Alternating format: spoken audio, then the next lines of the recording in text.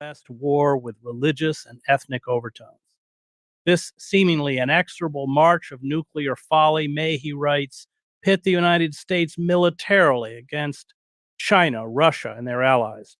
Joining me to discuss how, as he writes, the polarization of U.S. politics, the cognitively impaired and failing executive branch, the instability of the congressional leadership, the purblind partisanship, the ideologically clickbait-driven media has produced a mad bloodlust for war against Iran and perhaps China and Russia, is Dennis Kucinich. You have fought the war industry with probably more consistency and courage than any U.S. politician. You've paid the price for it. But let's just lay out globally the reach of the war industry and how it functions and why it seems to be beyond the control of either political party. Well, thank you very much, Chris, for that introduction, and thank you for the opportunity to be on your show. We are in a moment of peril, and the subtext of it, or maybe the context of it, begins with the fact that the United States has over 800 bases around the globe. This has been a part and parcel of an attempt by America to use its military power to be able to control not just the politics of a country, but an economics of a country, and to stop the rise of any counterforce in the world. Of course, we know that that was vainglorious. The efforts have failed, and notwithstanding the fact that we have this archipelago of bases around the world, we have slipped from a position of unipolar leadership to moving to a multipolar world, which the United States has less and less influence upon, with the exception of certain economic moves that can be made to try to hamstring the economies of various countries through sanctions. Now, where this all begins is at the appropriations process. The military-industrial complex that Eisenhower so famously warned us about in January of 1961 has every district of the United States, every congressional district has programs and projects in it that require funding and are put into an appropriations bill. Lobbyists confront members of Congress from their own communities saying, we need this for the jobs in our community. And together you have a defense production establishment, which is which is nationwide, and it has enormous influence with individual members. Now, beyond that, you have when members of Congress come in and they take an oath to defend the Constitution. Unfortunately, for many members of Congress, that means to just sign on to any military action which the administration recommends. And so there's very little deep thinking that goes on, especially where the money's going to come from, because the 31 trillion plus national debt, which the United States has, a substantial part of that, it comes from the country putting wars on a credit card. So ingrained into our system is the funding of wars and a perpetuation of conflict. Because if you're making all these arms material, you've got to use them. And the more that you use, the more you make. And there's a continuous loop here of money that just pours in. Right now, we're close to $1 trillion in this particular fiscal year, 2023, for the Pentagon, plus the various intelligence services. And so that then is a substantial part of discretionary spending of the United States, depending on who you're talking to and what math. It's anywhere from 40 to 45%. So we're spending our national treasure on war. We're a war machine as a nation. We prefer war over healthcare. We prefer war over housing. We prefer war over education. We prefer war over the economic welfare of our own citizens. And this is something that more and more people are catching on to. And unfortunately, the last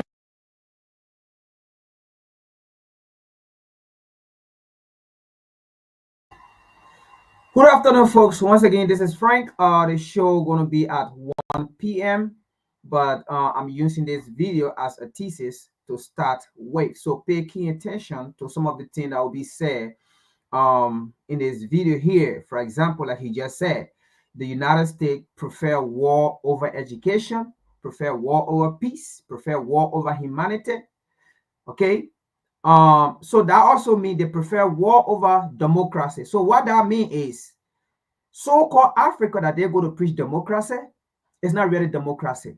And we have seen that with the AES nation, where the United States, Europe, they have campaigned vigorously to destabilize those areas, right? So as you heard in this video, the United States is a war machine. The United States is a war nation. They believe in war, and that's how they survive with their economy. And you just heard what he said. The United States have about $31 trillion debts.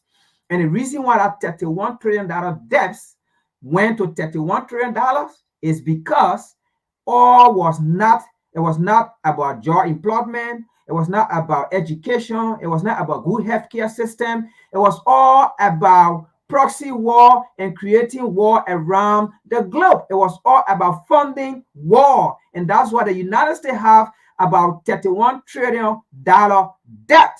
Like he said, let's continue. All right. So I'm going to use this as a thesis for this for how they call it, for the discussions today. So pay keen attention. All right. Because we have so-called Africans who will sit down, and then when the white men speak or when the United States speak, then they think, peace is going to come. And then when they see this so-called peace crop into their country, and they think these people are there for humanitarian purposes or for peace talk or whatsoever purposes, but you don't see the peace crop, okay, in places like DRC Congo. You don't see the peace crops in Sudan, okay, where the wars are going, but you only see the peace crop in nations that are stable. How are you going to go to a nation that are stable for peace, but you don't go to a nation where you have war? So pay key attention to some of the things that will be said in this video. Like I said, we are not going to take war on our own.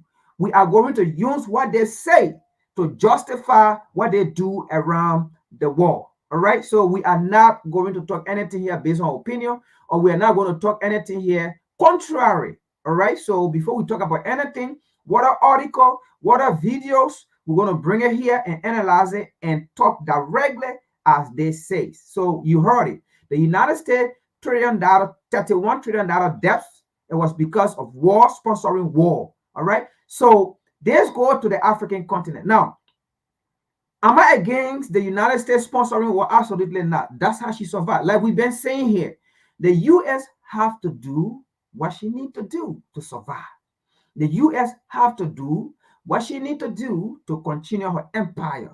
She have to do what she have to do in order to continue her hegemony. That's how the U.S. was built. That's how UK, Europe was built. All these there is no nation on this planet Earth, okay, that was built without colonization, without enslavement, and you think, they will involve themselves into war and think. All the nations that took part in enslavement, colonization, or dehumanization, those nations survive because of looting, proxy war, and that's how they continue to form it. So let's continue here.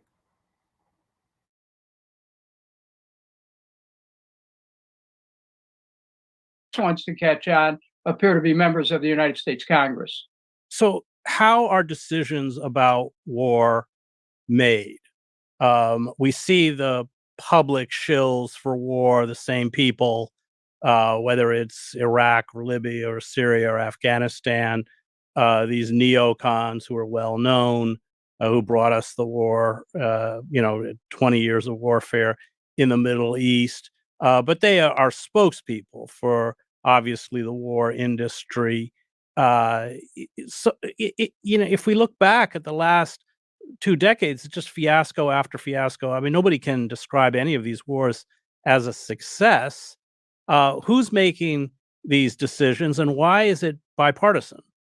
The decisions to go to war ostensibly would be made at the administration level. However, there is a broad network of public policy groups masquerading as independent voices, think tanks, academic organizations, people in the media who feed into any kind of narrative that would prompt the country to start to rattle the sabers or determine, well, we need to go here in order to defend our national interest. So once that appropriation process starts, let's keep in mind, they have close to $1 trillion in all accounts. They're on their own. I mean, that money's fungible. That money's there, which enables the United States at this very moment to send 2 aircraft carrier units out into the area near Israel.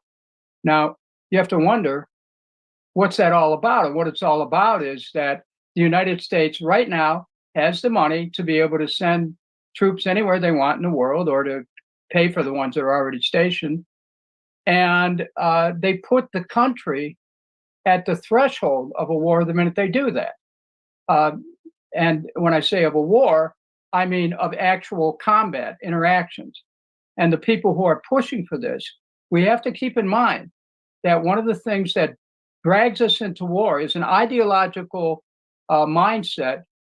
Today in the United States, it's sponsored by a group famously known as neoconservatives, who see America as a force fighting against evil all over the world.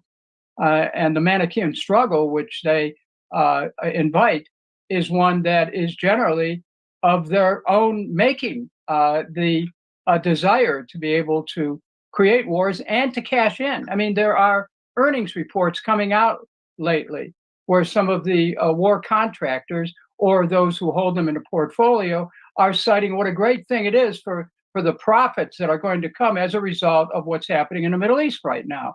It's unconscionable, but we're in this cycle where we have a war-dependent economy.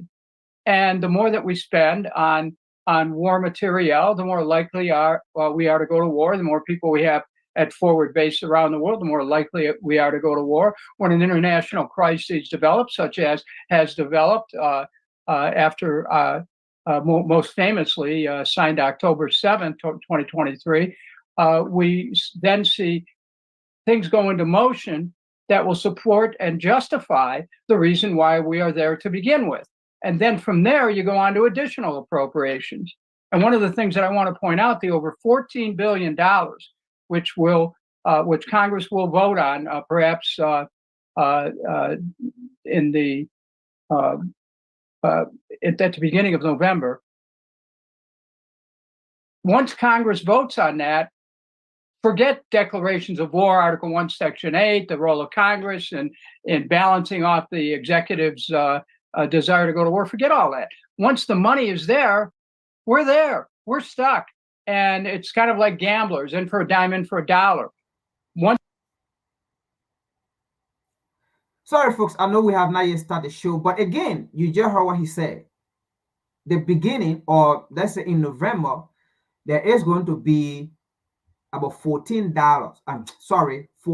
billion signed, and that is for war. So again, that played a very crucial part of this coming on election. Okay, November election of the US. That played a very crucial part. Now, again, let's bear in mind here, all right? I don't know if I should share this. All right, let me see if I can put it somewhere. Now, this is not a campaign for Democrat or for Republican, all right? But listen, who is in power right now? All right, it's Democrat. Now, Democrat is in power, and it is Democrat who have put forth that $14 billion, okay, to be passed or to be signed in November. And that $14 billion, you know what is going to be signed for? For war, to get prepared for World War III. All right, to build more military equipment for World War III. Now, here's the problem. So to those who will be voting, I'm going to put it this way. Oh, God. All right. So there are two parties, basically. All right. There will be other independent party, Tea Party, whatsoever they call them, right? But basically, there are two parties. No, the Democrat, the Republican. This is what's going to happen. I'm trying so much to put it somewhere because I don't want to be specific. All right. So other people are going to be voting for Party X, okay, for war. Now, other people are going to be voting for Party Y against war. Okay, I'm going to put it that way.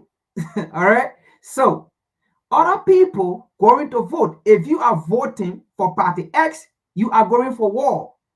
And you are voting for Party Y, you are for peace.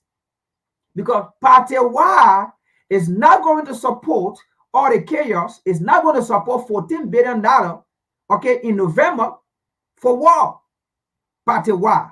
But Party X going to support war, okay, in November for World War III. So those of you that are voting, that is why you need to follow channel of search like this and other channel who analyze and bring out things. All right. So the November, how they call it, election, this is what it's going to be about.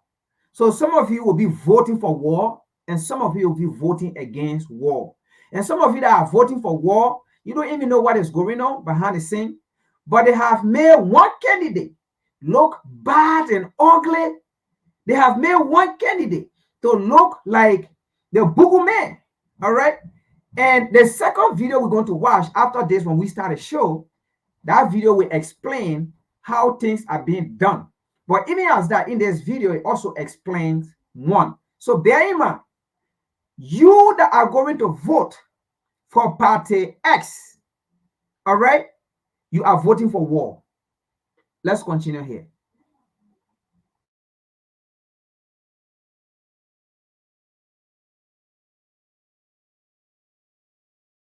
Once we put that money down, we are at war, whether it's declared or not. And this is the danger of the moment that we're in right now, because the American people, unless they can convince their members of Congress, for whatever reason, whether it's, as one member of Congress, Tom Massey from Kentucky said, we can't afford it. That's one way. Another way is to say, don't fuel the fire. Another way is to say, stop killing the Gazans. I mean, there are so many different reasons to avoid it, but the American people have to be heard from immediately. Call their members of Congress to say, don't fund the war. If they're so intent on spending money, spend it for diplomacy, spend it for humanitarian purposes, spend it for food, shelter, clothing, electricity, water, anything to try to relieve people from the veil of tears they're in right now and the fears for their life. But right now, our country, we are ready for war, and it's not just about funding an effort against the people of Gaza, but it's about getting ready for war against Iran, which would be catastrophic for the United States and for Israel. So I think that we're really at a crossroads right here, Chris, and the piece that I wrote in Substack kind of outlines the contours of it, because this war has both, it's not just geographical, it is ethnic, and it is religious. You have a situation where once the money comes in, it's not a congressional decision. It's a unilateral decision by the White House for instance, to send these carriers. No, Biden didn't consult anybody except maybe Jake Sullivan, who probably made the decision for Biden. But it all that power, that potential to essentially trigger a war is in the hands of the presidency. Congress isn't even part of the decision. Once the money is there, and this is what I'd like your viewers to understand, you have the Constitution, Article 1, Section 8, which the founders clearly put the power to make war in the hands of the House, because they didn't want an executive just roaming the world looking for enemies to slay, as Adams famously warned about. But if the Congress approves an appropriation that the president then wants to take to create a war, courts have held pretty consistently that Congress's ultimate power is the power of the purse. And if Congress wants to stop a war, don't fund it. If Congress wants to start a war, fund it. But Congress cannot go back after it funds a war and say, oh, we didn't mean that. We didn't mean for him to escalate. Hey, once they have the money, the administration, the president as commander-in-chief under the Constitution is able to use that war material in any way that he or in the future she would please. And yet we see no pushback. I mean, the last budget, I think the Congress gave the Pentagon $40 billion more than they even requested. And in many ways, the Democratic Party is worse. Yeah, it's become reflexive. The inability to ask questions about why. I mean, only after the fact will you see Inspector General's reports come back and say, well, you know, you misspent billions here, billions there. After a while, it adds up. You go back to Major General Smedley Butler, who won 2 Medals of Honor for his service to the country at the beginning of the 20th century. And he concluded famously, war's a racket. And this is a racket. And the members of Congress just go along. Look, let's face it. Once Citizens United became the law of the land and money equaled free speech from the corporate standpoint, all this entire defense establishment was emboldened to just pour money into congressional races. And they do. And they do it, you know, openly through $5,000 contributions or whatever they're allowed right now. And in addition to that, super PACs, which can make a difference in a congressional or Senate race. So, you know, we have almost a closed loop system that guarantees that we will continue to go to war. And there is no counterbalance for diplomacy or peace. That doesn't exist. The Department of State is there to rattle the saber, as the current Secretary of State Blinken has proven. The National Security Advisor, Sullivan, he's there to keep fulminating. And of course, we know about the gentlelady who is a deputy secretary who has famously kept her neoconservative credentials alive since the beginning of her service to the United States as somebody who promotes war. So we have an entire phalanx of people at the administrative level who are promoting it every day. And they're supported by the think tanks, academics, the media. People don't question. And so we get pulled into this maw of war, and then people wonder why. Well, watch when American troops, when their lives are put on line, they're already being out there as bait, as far as I'm concerned. Our troops are in that region as bait. And if and when the troops start to die, and you get reports, maybe some have already, but if and when that starts to happen in large numbers, the American people are going to be horrified. But you know, the money could go out this week unless people call and object strongly. That's the way you stop a war. Stop funding it. What they're playing with, as you've written, is a very dangerous global conflagration. It's like, you know, tossing lit matches in towards pools of gasoline, not only in the Ukraine and not only in the Middle East, but also with China. I mean, the consequences are potentially catastrophic. I mean, in the case of China and Russia, we're dealing, of course, with nuclear powers. And then, of course, Israel has nuclear weapons. There's nothing to stop Israel from using a tactical nuclear weapon on Iran. Talk a little bit about how this could all go bad. You know, when we have these discussions about the danger which we can sense lies ahead, we have to look at things not out of fear, but out of a cold strategic analysis. The United States and Israel are seen as simultaneous in the actions in Gaza right now. That has created a furor, particularly in the Arab and in the Muslim world. the head of Turkey, Erdogan, just yesterday gave a speech to about 1 million people where he warned about, he invoked the image of the crescent versus the cross. You know, we're talking crusades here, folks. The idea that if the United States and Israel are aimed at trying to wipe out people who are Arabs and most of whom are Muslims, what does that say to the rest of the Muslim world, which 9 million people in Israel, maybe 1.5 million of them Palestinians, in the larger Arab world surrounding Israel, hundreds of millions of Muslims and Arabs who are watching people in Gaza being slaughtered. So the emotional turmoil that comes from that then is informed by a very deep religious sentiment that is being provoked by the first week of October, ultra-nationalists marching from Temple Mount into Al-Aqsa and rearranging the furniture, shall we say politely.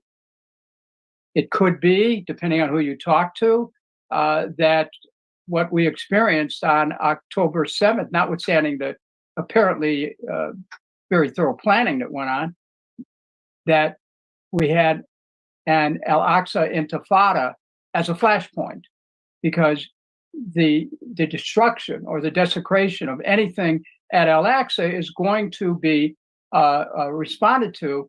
And there are those in the ultra-nationalists who are all ready to try to push the Palestinians out of Gaza, push them, kill them, and then the Palestinians in West Bank, and to fulfill a dream that for them has biblical authorization for the fulfillment of the land of Israel, and then to rebuild the third temple, which of course would annihilate Al-Aqsa. When we start to get into religious sentiments and beliefs that go back thousands of years, and we have people motivated by prophecy, it can become a self-fulfilling prophecy. And it can lead to, it can lead right to the Bible, which talks about Armageddon, the apocalypse. I mean, that's why we have to take this seriously. We can't just pretend, well, that'll never happen. Actually, it's moving in that direction right now. The leader of Turkey pronouncing crescent versus cross, raising the issue. Are we coming to that? We can't. This is I often talk about Barbara Tuchman's book, The March of Folly, where she writes as a historian, it's nothing new under humanity for leaders to prepare a course of action and execute it that is totally antithetical to the interests of their country. And this is what Mr. Netanyahu is doing with support from the right wing in Israel in enacting this biblical phraseology that he is quoting lately. There's a game being played here that is so dangerous that could pull us all into not just a regional war, but a world war. And so those are some of the antecedents that we have to consider when we're looking at an analysis of what we could be facing. And why isn't the Biden administration offering any restraint? I mean, canceling or vetoing the ceasefire resolution at the UN, giving more military aid. It's not just they're passive, but they're actively involved. Why? Well, first of all, you have to look at President Biden himself. He has never really been anyone who has said, whoa, wait a minute, let's not do this. He's generally been congenial to voting for war as a senator and voting for certainly defense or Pentagon appropriations. So that's where it's at. And then who surrounds him? The neocons that are his closest advisors. and they're spoiling for a war against Iran. This has been going on since Bush was president. There's no question about. I mean, I gave about 150 speeches just on Iran alone, where I saw the Bush administration was actually talking about a strike on a nuclear research lab at Bashir. And I pointed out in a speech in Congress, we go ahead and do that, we're going to be creating a radioactive fallout around a good part of the globe. And is that something we're thinking about? So this is there an intention to take us right to the precipice here of a war? Absolutely. They can't say they're just, stumbling into this. No, these people are not stupid. I mean, I might question the rationale, and I do, behind their decisions, but they're ideologically driven, and some will have. Well, let me come in here again, because this whole show, Mide, is about African people, right? Now, he made a very profound, very relevant statement that the Middle East, right? These people are not stupid. They have seen it all. And he keep measuring the Turkish president. Now, we have said this on this channel, right? That the Middle East, they all are uniting. What is going on right now? The Middle East, they all are uniting. Now, before them, right, other Middle Eastern nations sat down there and watch the so-called global peace security went to Iraq or Afghanistan, right? Destroy the place, create proxy war, and then put Al-Qaeda or put terrorists there, and then funded the terrorists, left their military equipment with the terrorists, and they left. And the people did not see peace. The people did not see democracy. The people did not see education. The educational system was never reformed, right? It depreciated or it depleted. Their healthcare system did not reform, it depreciated or it depleted. I mean, their whole economic system broke down, cultural broke down, social broke down. I mean, everything broke down. And the people have waken up and seen the reality. So all of them, they are uniting, right? Now, and he said, these people are no longer stupid. They have become smart. But guess what? On the African continent, I'm sorry to say this, but I will say this. We have not yet waken up. We are stupid. Yes. On the African continent, we have not yet waken up. We are stupid. Most of our leaders are stupid. And that's what we're going to be talking about today. And that's why I played this video. It's not about, okay, let's continue. That's why I'm playing this video for people to see. Because we have African leaders on the African continent. And we have other African leaders who have seen the truth and who have waken up. Specifically, the Shahid nation. All right? And then we have some dumb, stupid West African leaders who are still on the side of the West, who want to be puppet, and who are still big youths instead of uniting.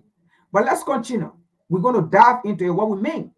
Let's continue with the video. I will end this video. All right? Let's continue.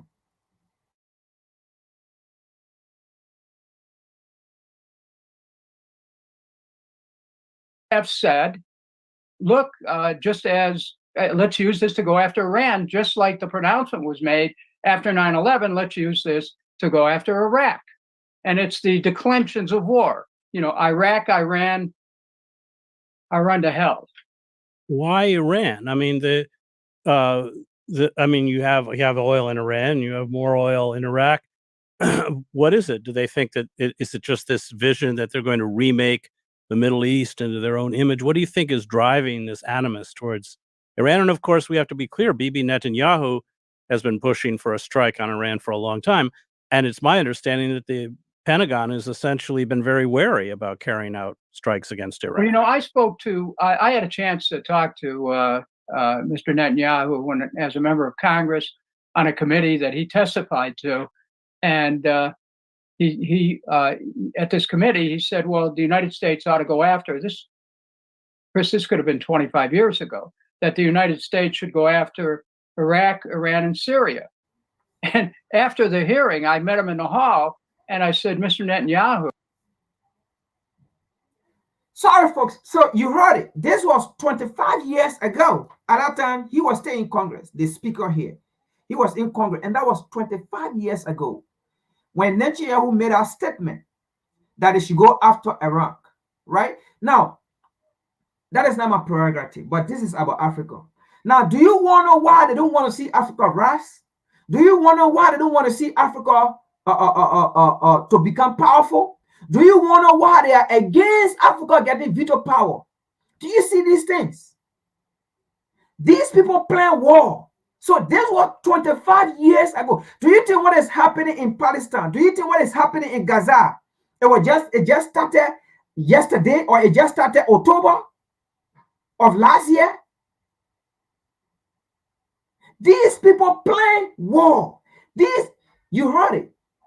These people believe in war. They live by war. The $31 trillion that they owe is because of war. It's because of sponsoring war.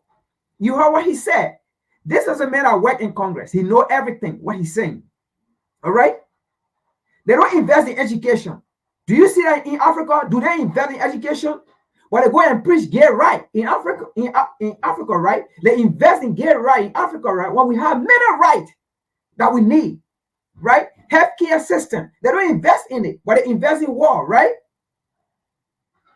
They don't invest in it, but when they create a military bases, and our African leaders sat down there. When we need so many things, food security in Africa, we need it. They don't invest in it, but they're going to invest in lesbianism. And they start promoting it. So you heard what he said. They don't invest in road construction, these things, they don't invest in it. Youth empowerment, these things, they don't invest in it. So do you see the reason they don't want to see Africa rise? Because they know their stronghold is on Africa. We being in a condition, in a state of mind we are in, they love it. They love it. So that is why today they have created Abraham Traore, how they call it, Assimi Goïta, right? And the rest of the Sahel nation. The Sahel nation, these people now are the devil. These people now are the boogeymen. These people are the demon in Africa today. So do you see the reality of what is going on? What those leaders are doing in that part of Africa, right?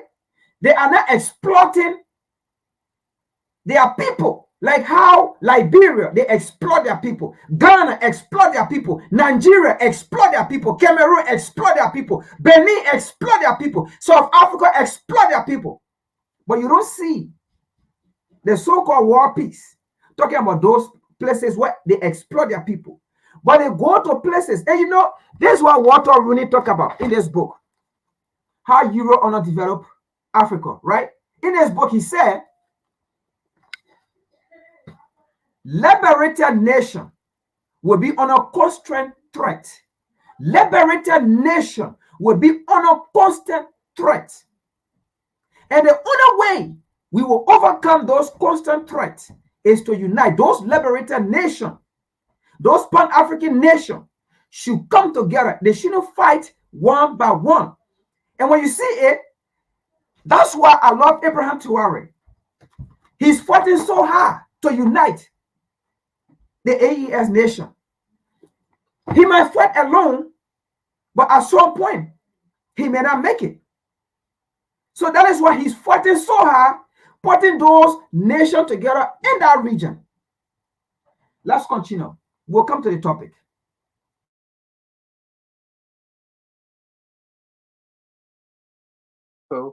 Why don't you do it? And he said, oh, no. You should do it. This is leaders go to war for all kinds of reasons. Some reasons that they may be in political trouble and they think war is going to save them. that can be part of Netanyahu's calculus, could also be part of Joe Biden's calculus. Wartime president, don't change horse in the middle of the stream, on and on and on. Iran, I think, in its nuclear research, represented a threat to Israel that, people who were otherwise condign on the issue of Iran said, hey, wait a minute, we better look at this. We don't really see eye to eye. They could try to strike us. And, in the dialectic of conflict, it goes into the calculus of a nuclear exchange. If you think the other guy's going to hit you, you might hit him first. And so that's one thing. Iran has risen as a technological power. It's not an Arab country; it is Persian, and it has developed a society which is advanced. It's not well understood by the United States that the people of Iran, they're not afraid of America. They don't expect to be attacked, but if they're attacked, they will respond and they'll be ready. And they've developed some very accurate missiles that can travel thousands of miles. The thing that I'm concerned about is that in this dialectic of conflict that we're seeing move along in an escalatory fashion, look, this could mean the end of Israel. I don't know why that isn't. I mean, I'm sure people in Israel are living with this, are starting to get concerned. Hey, where is this headed? But we cannot create a war with Iran without expecting a retaliatory strike with everything that Iran has on Israel itself.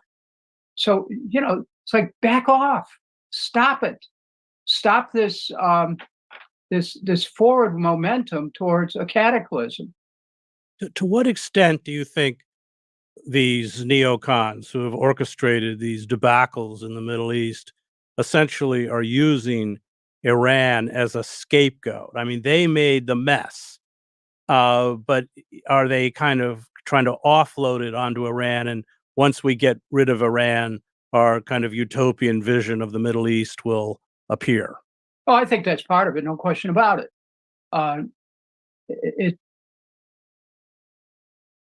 got a library here. A lot of the books recently in the last 20 years are about Iraq. And it's very interesting how you can see the parallels between what we're doing in with respect to Iran right now. Now, the CIA reports that I saw, did not say that Iran was directly linked to what happened on October 7th. But there are those who want to create that connection now in order to blame Iran for that, just as we falsely blamed Iraq for 9/11. So let me emphasize on this a little bit. Maybe you did not get it. He said there are a lot of books in his office, in his library, and the CIA have confirmed the 9/11. Iraq was not part of it. Iraq did not do it. Osama bin Laden did not do it. You heard what he said, right? Iraq, the 9/11, Iraq did not do it. But again, he know what he's talking. He did not say who did it. But my point here is, and at the beginning of this video, he said, all the media, right? They all work with the government. The media, they all work with the government. For instance, you saw when it happened, how the media took it. Oh, Osama bin Laden, oh, Iraq, oh, this, oh, that. And then when Israel thing happened again, when Obama came out and said Israel had the right to defend herself, Israel had the right to destroy Palestine, Israel had the right to dissolve Gaza, all those things. What did the media do? The media took it the same way. Israel had the right to do this, Israel had the right to do this, Israel had the right to do this. And it went with it. And that's why at the beginning he said, the media, they all work with the government. And he said, the media within a nation, they work for the nation. They work with the government. They are all part of the CIA. All right? Now you heard it. Even before he said, the CIA have confirmed. You saw he went like this. He said, I have a whole lot of book here in my library about Iraq. The CIA even confirmed that Iraq was not the issue to whatsoever, the 9/11 thing. Many of you ain't don't have the doubt, but at least, and some of you don't know, and some of you still said, oh, Iraq, oh, Osama bin Laden, oh, so now we see. The second video we're going to watch when we get into the discussion, you will see how they plan things. In order to move, they have to create a boogeyman. They have to create a story, and then their media back it off and the move of it. And that is what exactly they are doing on the African continent right now. They have to create a boogeyman. They did it. They created a boogeyman with Gaddafi. They want to kill Gaddafi. They created a boogeyman. And this is one of the areas we are coming today to discuss, because Nana Akufo Addo did something in the United Nations. The United Nations summit that just passed. Nana Akufo Addo did something. So when you see his name being used out here, it's for a reason. And I don't just want him to think that every time we come here, Nana Akufo, Nana Akufo, and Nana Akufo. No. It is because what he has been doing and what he keep doing. Even on the global stage, he did something in that United Nations. He did something.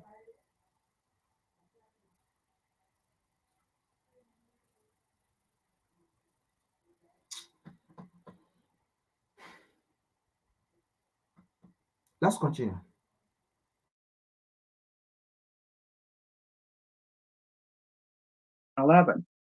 And Iraq had nothing to do with 9/11. And according to our own intelligence agencies, Iran was not connected to October 7th.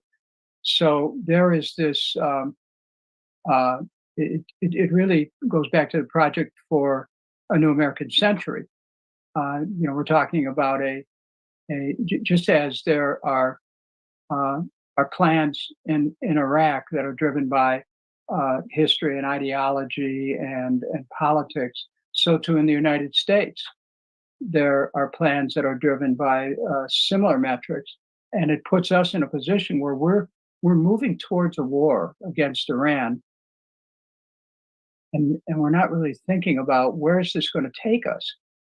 All of this, the ships, the carriers, the planes that we've already sent over ostensibly to protect Israel. No, they're really in a forward ready position to be able to deploy for an attack on Iran.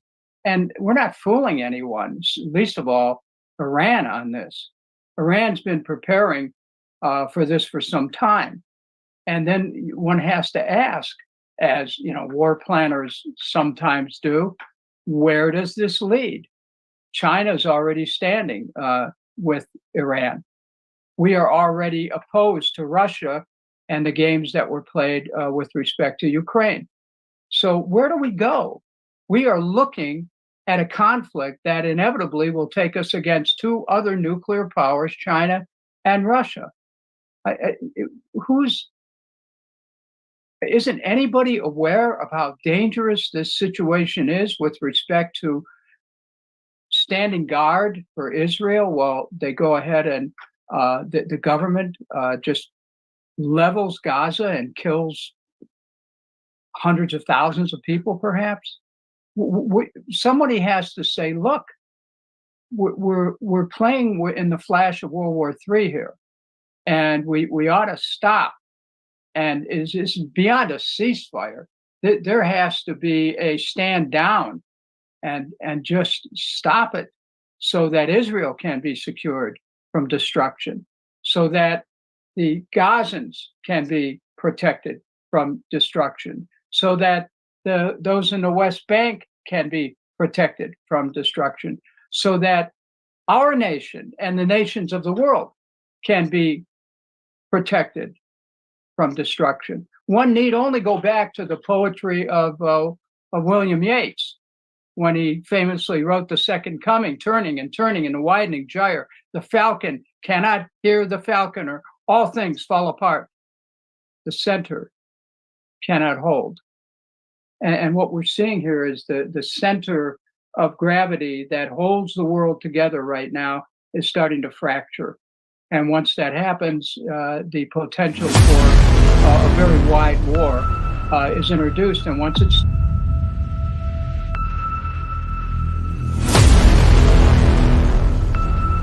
But everyone has a different story to tell.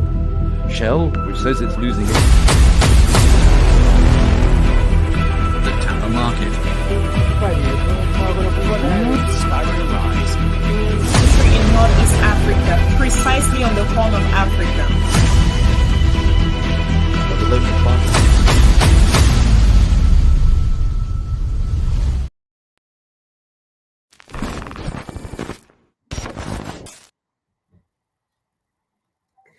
All right. Good afternoon, folks. Once again, this is Frank. I am your host. This is the Revolutionary Repatriation Educational Lecture Series. Aspect of WCC. Oh man, I'm glad it's afternoon. My soul's rejoice. All right. So today's topic, it says, is Nana Akufo Addo and other African leaders are against African freedom in favor of the West. Is Nana Akufo Addo, the president of Ghana, and other African leaders, are they against African freedom in favor of the neo-colonialists, in favor of the imperialists, against African freedom, against African liberation, against African independence?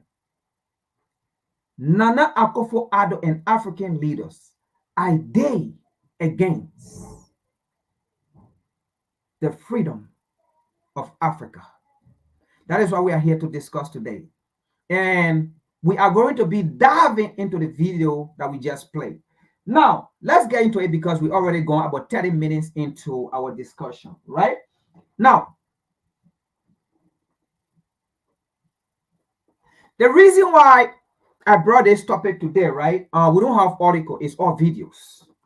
Now, I watched Nana Akufo Addo's speech on the past United Nations Summit, the useless United Nations Summit that just passed in New York. And after that, they follow him in Ghana. They follow him in Ghana because it seems that Nana Akufo Addo, he read scripts given to him.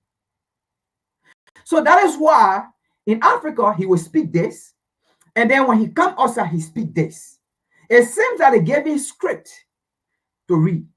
So what he said in our United Nations Summit, they follow him in Ghana to reinforce it because he's being used for the West and other African leaders against Africa.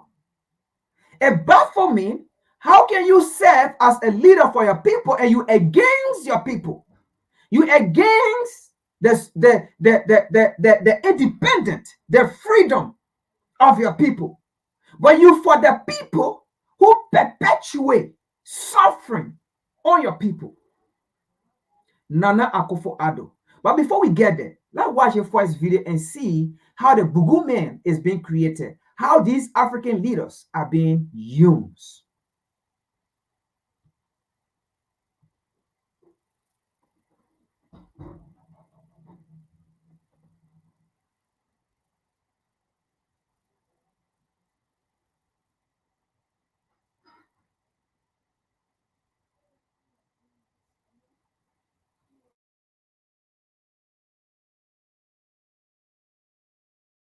So the huge miscalculation of the West is panic decision, confrontational policies, and then finding out afterwards that, oops, what we did was counterproductive and self-destructive. Well, it's a general problem with Western perceptions of conflict that you divide them into two parties, normally the good guys and the bad guys, and then you feel an urge to say, we stand with this or we don't like them, or you focus on a leader on the top, whether Slobodan Milosevic or Saddam Hussein or whatever it is. If truth is the first victim in a war, complexity is the second victim. It's hugely complex what goes on in, let's say, Ukraine, Russia, NATO relations involving probably 30 countries over 30 years. If you take the Palestine, Israel, if that's even the right way to pronounce it or to describe it, I would say it involves the whole region of the Middle East. It's Iran and Saudi Arabia and all that, and the relationships with Europe and United States. So the moment you boil it down to say, good guys, bad guys, we stand with one, you've lost it completely, because the moment you take a stand between parties, you cannot do anything constructive. And that's why it goes so madly wrong. We've now had, since the war in Ukraine started, this saying that this is a Russia-Ukraine thing and Russia has invaded an innocent country and all that. I mean, that has nothing to do with reality. Intellectually and academically, it's lousy. This is...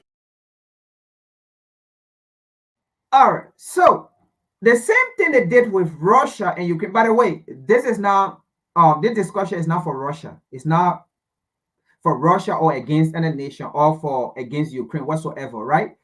But we are going to use it as a scenario to explain what is going on the African continent. We care less about what is happening on the other side, all right? So we just want to make that disclaimer here, because Russia can protect herself. Africa cannot protect herself. Russia can speak for herself. Africa cannot speak for herself. And that is why each time Africa tried to speak for herself, for example, the African stream, what happened? The United States put sanction on it and shut everything down. Each time Africa decided to take things into our own hand to fight for our freedom, what happened? The United States put sanction, or UK put sanction, or these NATO nations, right? They put sanction, or these United Nations, they hide behind the United Nations and they go to do stuff. So that is why we are not speaking for Russia. Russia can speak for herself. That is why the put sanction on Russia, is it working?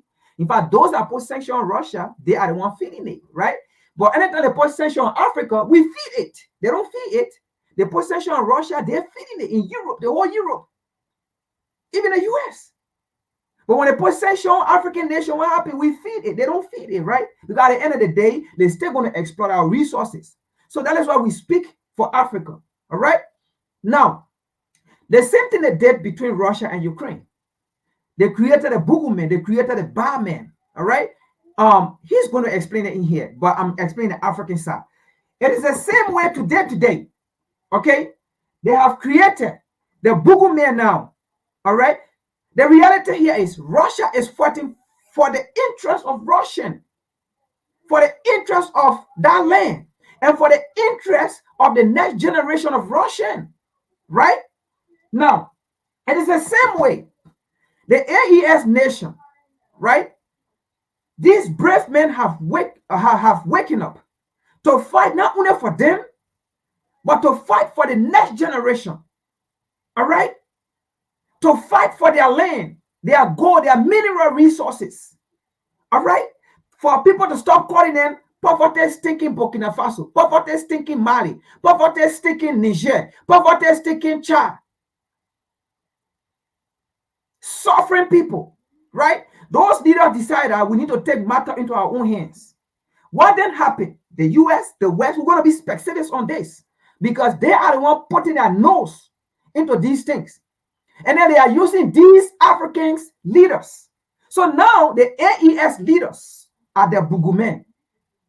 And I can tell you, the owner, because how can the AES leader be the boogeyman when the AES citizens, let's just put it this way, I'm not going to call them Burkinabes now, going forth. I'm not going to be calling them Mali or Malian, going forth. I'm not going to be calling them Niger or Nigerian, going forth. They are named as the AES nations, period. The AES nation, that's their identity. Because we are not going to call them by those colonial bolos and whatsoever identity. So now, the US, UK, they have created the AES as the boogeyman. How can these people be the boogeyman when they are so loved and supported by their people? And now we make this clear. Now, as we continue to learn and research, we continue to understand what happened in the AES, what happened in Burkina Faso. Let me be specific. I won't be specific on this. Okay, so I will deviate from the AES. But what happened in Burkina Faso? What happened in Mali? What happened in Niger? They were not coup d'etat. Because every day we read, we learn, they were not coup d'etat.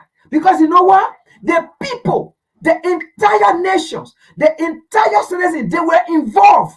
They filled their stadium. It was not a coup. Military, civilian, every one of them supported it, and up to today, they support the leaders. It was not a coup. What they fought for was freedom. The same way Thomas Sankara, they fought for freedom. It is the same way in this generation. It is the same freedom we're fighting for. The same way Patrick Lumumba or DRC Congo fought for freedom and they killed him. It is the same way currently we are fighting. It was not a coup.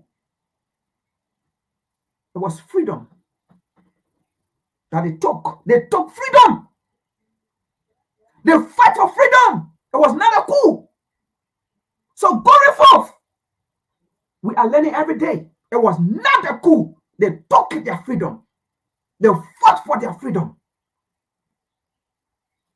If anything, the US should support the voice of the people, the demand of the people, the action of the people.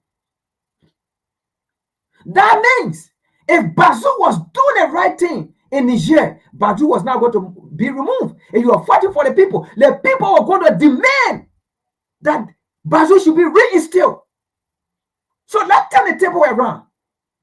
If Bazoum was doing the right thing for the people of Niger, the people themselves was going to be against the military leader.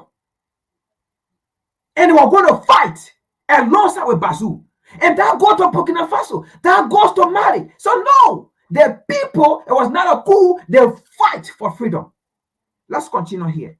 So you cannot make those people Bugu men. And the reason why Western narrative have not been succeeding with the AES narrative, with what they have against the AES or their narrative, it is because of platforms like this, and many platforms of Africans, intellectuals, who are taking rightfully, who are debunking them.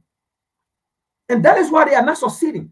Because our people are watching and we continue to educate them. Oh, that is why the Middle East, they are waking up too. And that's how Africa is going to wake up. Let's continue here. You will never make the AES Google men. It will not work.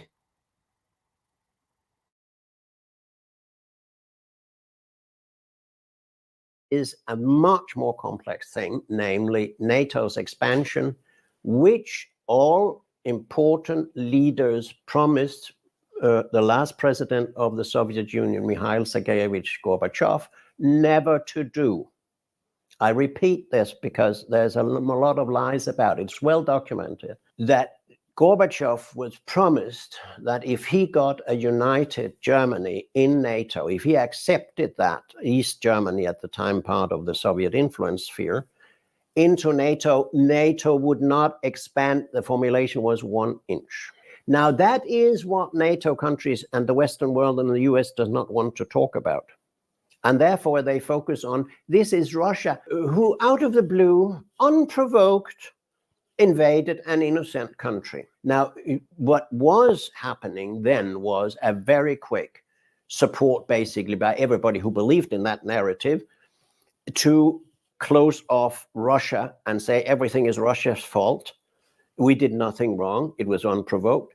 And so you had a black and white and very massive reaction in favor of Ukraine, although nobody seems to have known the complexities of Ukraine either. The ethnic cleansing, the destruction of the Russian language, the civil war, which killed 16,000 people over 8 years after the US orchestrated coup d'etat in Kiev that installed the pro-Western government. So that was a much more simple thing in the minds of people because they were told that that narrative was so simple. Now, if you go to the Middle East, the difference is that that is a much older conflict.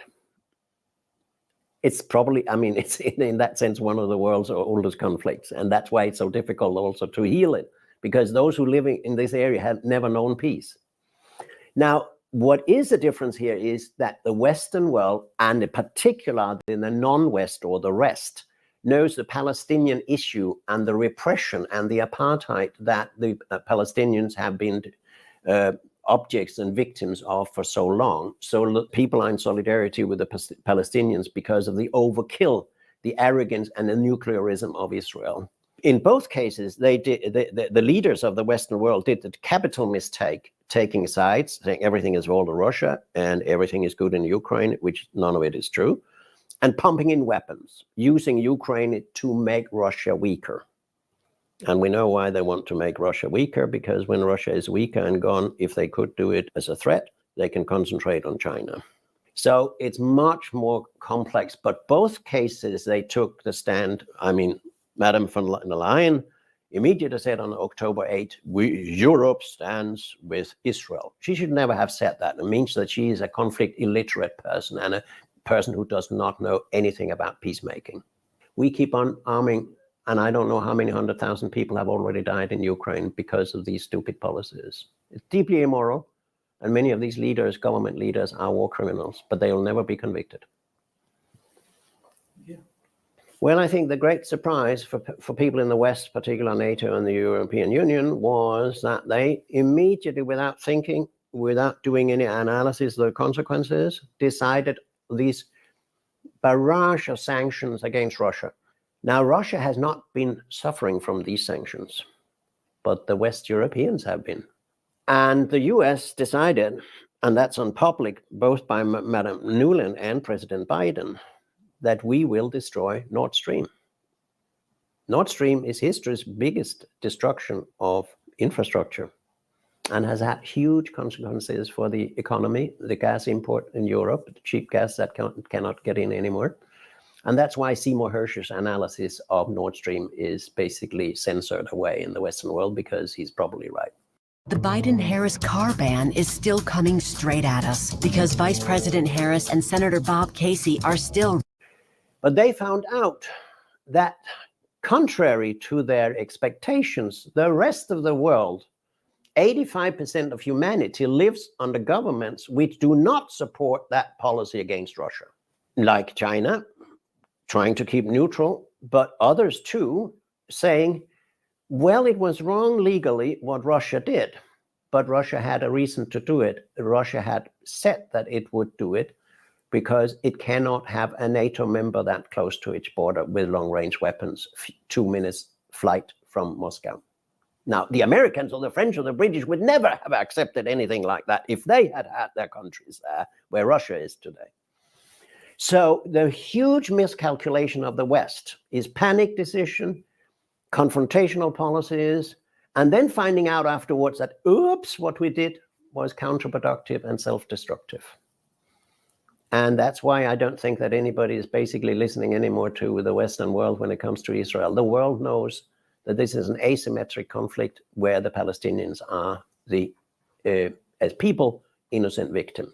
I'm not talking about Hamas, but the Palestinian people have been innocent victims for decades. And it's time to do something serious about it. And I hope that there will be mediation by the UN and by countries outside the West. The West cannot be a mediator in a conflict in which it is so heavily involved itself. You cannot be a mediator and a participator in a conflict.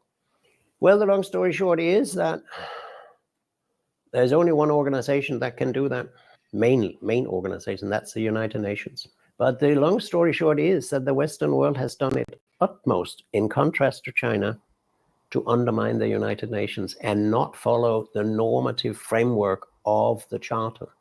We know there's a lot of bureaucracy and inefficiency and privilege in the UN, but the Charter is humankind's most important single document. It's the only time where the world's governments have signed something that Gandhi could have written. And that was done because we don't want war evermore. Now, then people say, but the UN is not very efficient and they couldn't do this and they couldn't do that. That's the wrong way of thinking. The United Nations can never be better or stronger than its member states want to make it. That was uttered in 1948 by its first Secretary General, the Norwegian Trygve Lie. And it's still fundamentally the most important thing said about the UN. If we don't, as member states, support it with money, clear mandates, all the things it needs, our best people, civilian and military, the UN will be a pawn in the game. If we don't deliberately avoid to elect forceful, visionary secretaries general, and the last one was Kofi Annan, if we find it not important to accept something beyond our own nation states, we are doomed. And I'm glad to sit here in Shanghai and say China is always very strongly emphasizing the importance of the UN and its charter. Now, when it comes to the concrete thing in the Middle East, there's a huge mistake made in thinking that this is an Israeli-Palestinian thing and can be solved with that and a two-state solution. Everybody now is back to a two-state solution, which we heard about for more than 20 years. Now, I wonder whether we should not expand it to the Middle East as a whole region and say, how can we put together the Middle East in a way that everybody would benefit, that it would be a win-win for all Middle Eastern countries, Iran, Saudi Arabia. Okay, we got to take it out, right? But we already have a direction of where we are going. And let me emphasize, he says something, let me just paraphrase it. You cannot be the perpetrator of something and then you become the mediator, right? You cannot be the perpetrator of something and then in that you become a mediator. That is, you cannot be the troublemaker and then at the same time you become a judge or you become the police or you become an investigator. And that is what exactly the United States and Europe are very good at doing. All right. Now, how can the US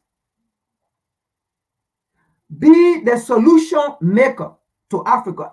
Let us be frank here. Like, look at the relationship with US and Africa. Look at the relationship with US, or Europe and Africa. How can the US or Europe be the solution to Africa problem? How can they go and discover peace to Africa problem when practically we know the issues, the factors, whether economic, social, and so forth, right, are caused by these people, or whether politics or political, they are all caused by these people. So how can these people come to be the solution maker? Okay, what do I mean by that? The same people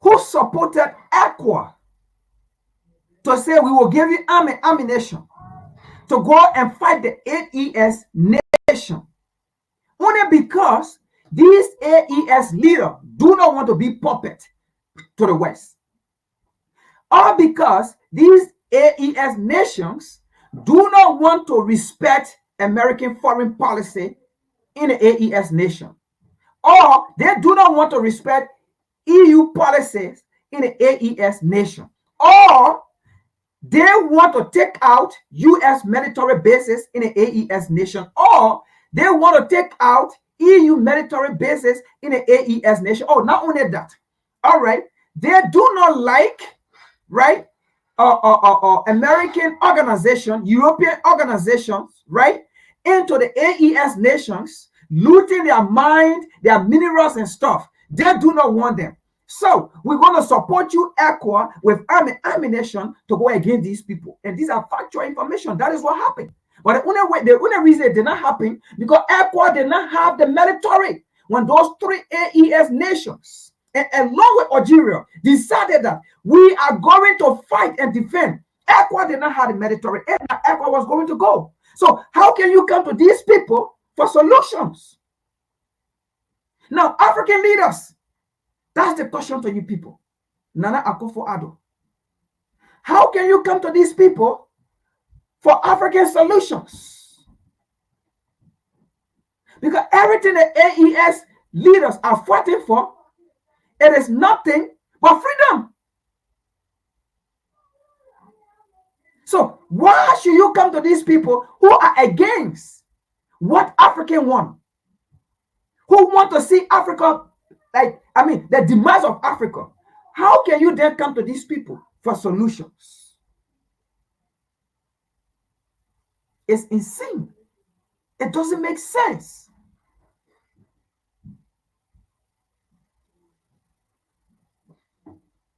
So, from the video we just watched, do you see everything created around the world, like the Middle East, like even current issues going on right now? Do you see how these people, look, like the first video, they may say 20 years ago, that's the 25 years ago,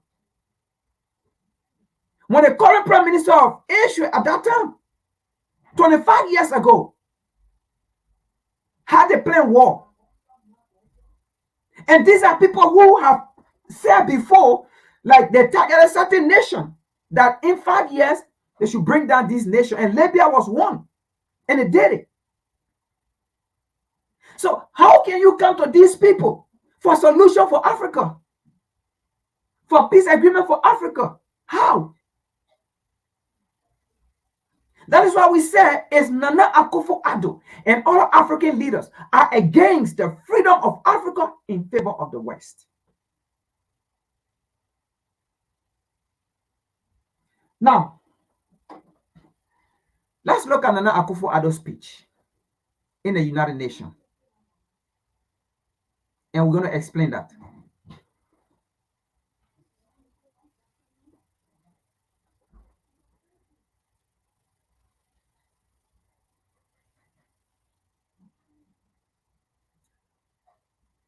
And by the way, we do not have copyright to these videos that we play here. We are playing them for educational purposes.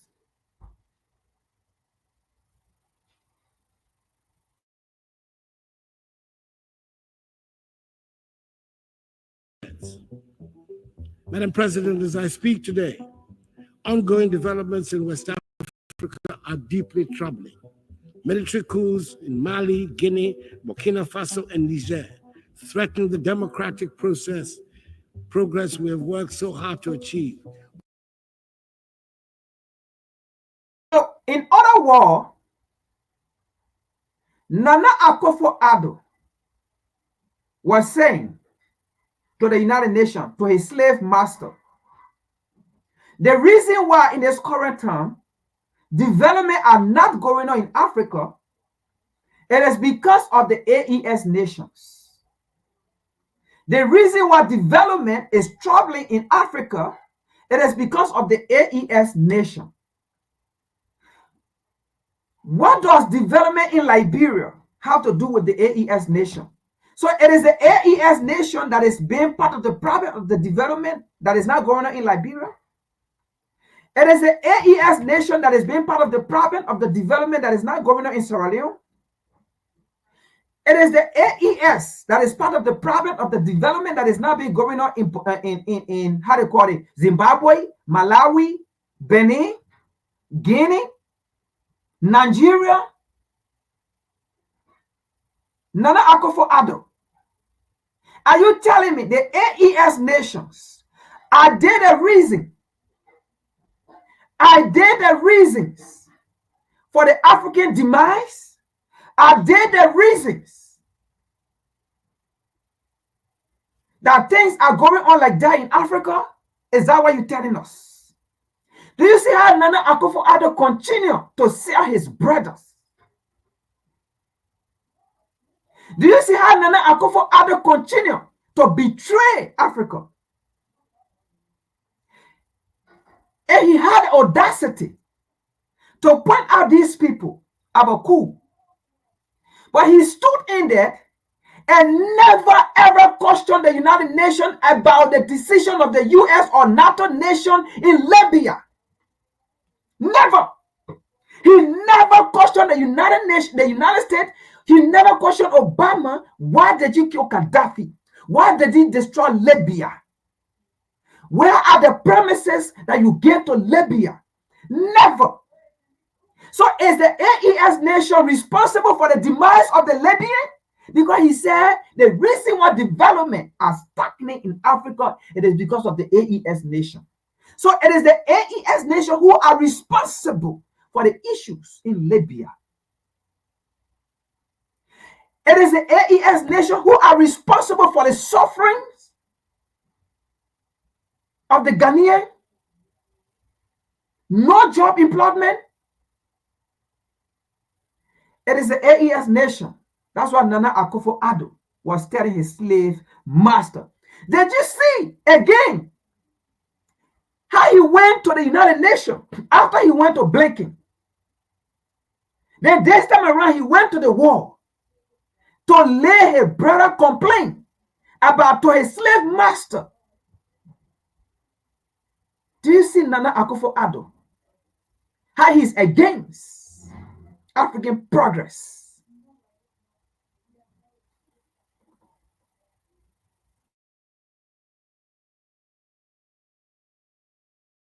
Within the ECOWAS community.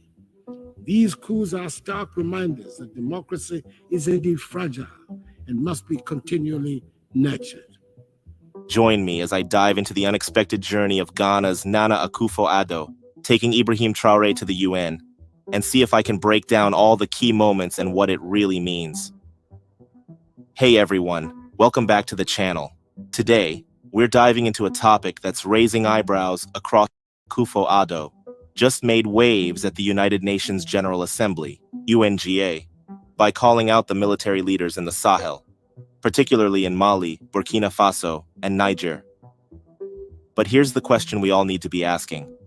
Why is Akufo Addo so concerned with these military leaders like Ibrahim Traoré, Assimi Goïta, and Abdourahmane Tiani? Is he genuinely worried about the state of democracy, or is there more to this than meets the eye? Let's get into it. During his speech at the UNGA last week, President Akufo Addo addressed various issues relating to Ghana and Africa's progress. But in a surprising turn, he suddenly shifted focus to the ongoing developments in West Africa, particularly the military coups in Mali, Guinea, Burkina Faso, and Niger. He said, and I quote, "This is training at a higher level, built to maximize their potential and yours. With the hand." As I speak today, ongoing developments in West Africa are deeply troubling. Military coups in Mali, Guinea, Burkina Faso, and Niger threaten the democratic progress we have worked so hard to achieve within the ECOWAS community. These coups are stark reminders that democracy is indeed fragile and must be continually nurtured. Hold on. Why is Akufo Addo complaining to the UN about military governments in the Sahel? He's not the president of ECOWAS. That's Nigeria. And hold on, let me explain something here. Just like what I'm saying here, and that's how we Africans and many African youth believe now and have come to understand. So, first of all, we ask Nana Akufo Addo and the many other, and even their Western counterpart, their slave master, what is democracy? That's the question we're asking now, because democracy is useless. What is democracy on the African continent? That put it this way. What is democracy on the African continent? Because every time I speak, how we fight to protect our democracy, we fight to uphold our democracy, we fight to do this. We got to do our democracy. We don't. What is democracy?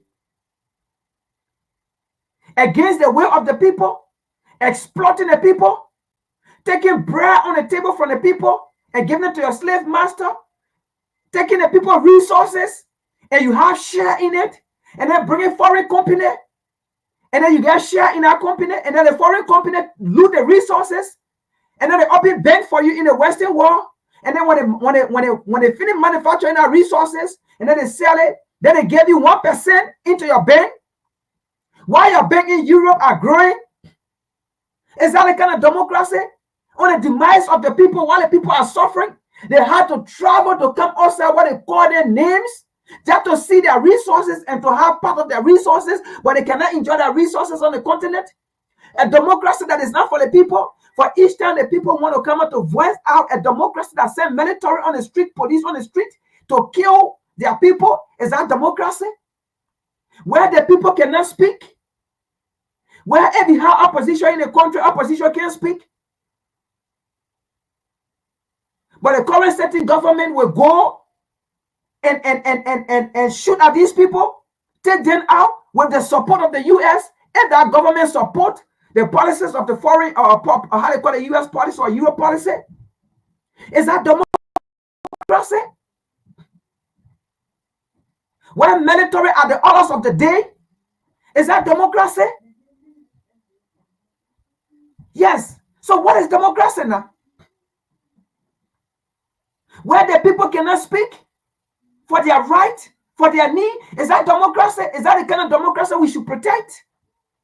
Look, we Africans have come to realize now, democracy is not for Africa.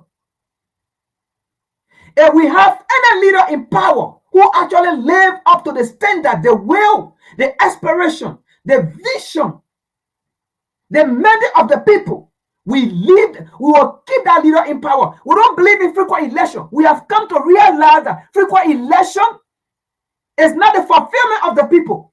Frequent election in Africa is not the fulfillment of the people.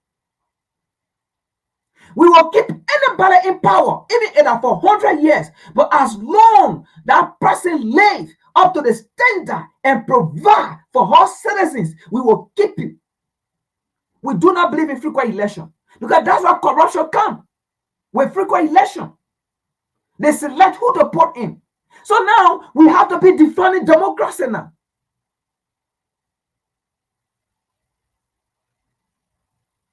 Because it is a useless entity, a useless name.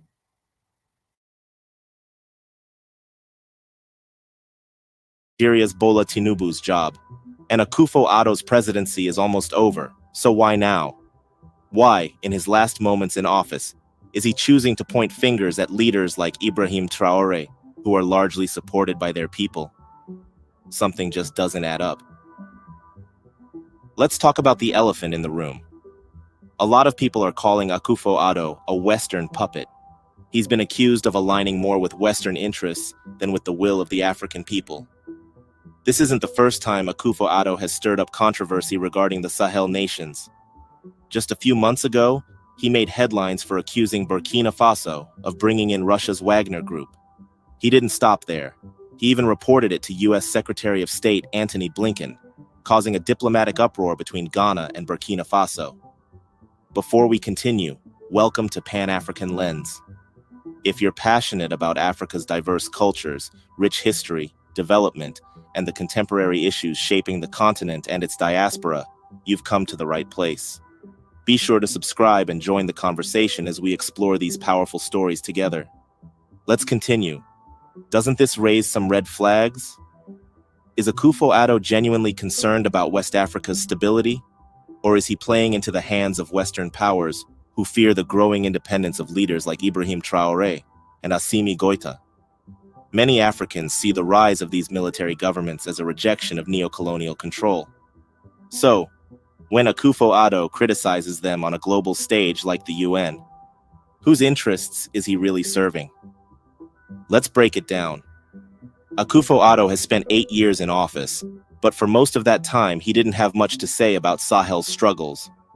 Now, as his presidency is winding down, he's suddenly on a crusade against the military governments in Mali, Burkina Faso, and Niger. But here's the kicker. None of the other democratic neighbors of the Sahel, Benin, Nigeria, Togo, Senegal, or Ivory Coast, have voiced the same concerns as Akufo Addo. So why is he standing out? What's his real motivation? At the same time, we've seen that these military governments in the Sahel have broad popular support from their people. In Burkina Faso, Ibrahim Traore is viewed as a hero for standing up to France and asserting African sovereignty. The citizens of Mali and Niger have expressed similar sentiments toward their new leaders, Assimi Goïta and Abdourahmane Tiani. So, if the people of these countries are happy with their military leaders, why is Akufo Addo so pressed about it? Here's another point that's been bothering a lot of us.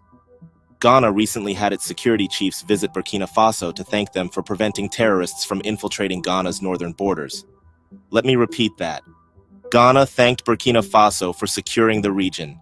Yet at the UN, Akufo Addo decided to criticize Burkina Faso's leadership instead of acknowledging the security cooperation that's actively protecting Ghana. How does this make sense? If Burkina Faso is helping to keep Ghana safe, shouldn't Akufo Addo have used his platform at the UN to talk about the regional security threats, like insurgency, and the need for stronger collaboration? Instead, he chose to slam Ibrahim Traoré and the other military leaders. It feels like a missed opportunity, doesn't it? Here's something that's becoming more and more clear. Africans are rethinking democracy. For decades, we've been told that Western-style democracy is the only way forward. But in 2024, many Africans are starting to question whether democracy is the panacea we've been led to believe. Yes, democracy is important, but is it enough? This is the biggest secret. Okay, thanks for that last statement. Democracy is important, but isn't enough. And second, like I said, that was not a coup d'etat because the people massively took freedom, took peace, took liberation. And that's how you take freedom. Freedom does not come with negotiating with the people that take your freedom from you. First of all, ask yourself, why did they take your freedom away from you? So do you think you got to, when they came to take your freedom, did they negotiate with you to take your freedom? When they came to loot your resources, did they negotiate with you? When they came to deny you your heritage, did they negotiate with you? When they came to say your way of life was bad, did they negotiate with you? They took it. They dehumanized you. We saw what happened in DRC Congo, cutting off people's hands, cutting off their legs. Did they negotiate with you to cut your hands off? Did they negotiate with you to cut all your legs? Did they negotiate with you to put you on a ship? Did they negotiate with you to put you in those dungeons? Did they negotiate with you to kill your visionary African leader? In fact, the current one, Gaddafi, did they negotiate with you to kill Gaddafi, to destroy Libya? No. So how can you go to them to negotiate what they took forcefully from you? And you see, Nana Akufo-Addo, he's very hypocrite. He solely focused on the AES nation. Then it could take place in Gabon. Why didn't he talk about Gabon? Oh, but because Gabon, we brought a whole story that it was planned. They wanted, it was planned. That's how it went on. It was planned by the West. The coup that happened in Gabon. Because they did it in that way before the people themselves take power, or the people themselves take stand. Because they knew what was coming. They knew what was being said behind the scene. So if the people themselves was going to take it, it was going to be different. So they couldn't wait for elections. So they have to make it look like a coup. So they took somebody and put a person there to remove this person and make it look like a coup. So why Nana Akufo did not talk about those people? Oh, because it was planned by the West to do it that way. Oh, why Nana Akufo is not talking about those people? Oh, because those the leader there are not doing what the AES nations are doing. Nana Akufo-Addo is very hypocrite. He visited Burkina Faso. He visited Ibrahim Traoré, congratulating this man. Oh, in fact, after we made some noise and brought him out, he went to Burkina Faso to apologize to Burkina Faso that, oh, I'm sorry, I went to my slave master as a slave and sat down there and sold you to my slave master. But guess what? African people brought me out to light. And now you are saying me. It looked like I betrayed you or I sold you to the slave master. So I came to apologize. I'm sorry. Let us work together. And then he stood out there, like in a video. Oh, Burkina Faso is doing work to fight terrorists. Our Bola are secure. Then he left and came back again to a slave master and then put the same man under the boss. Well, let's see something here. So after he did that, his slave master followed him to Ghana. And you see the irony of this guy that was interviewing him. He was so mad Like, why actions are not being taken against these AES leaders or the AES nation? I mean, you could see the agony in his face. You could see the agony in his face that Africa is for him, that his forefather, and it was this French guy, his forefather created Africa for him. So Africa should be for him. So Nana Akufo-Addo acting like a slave, they should do something.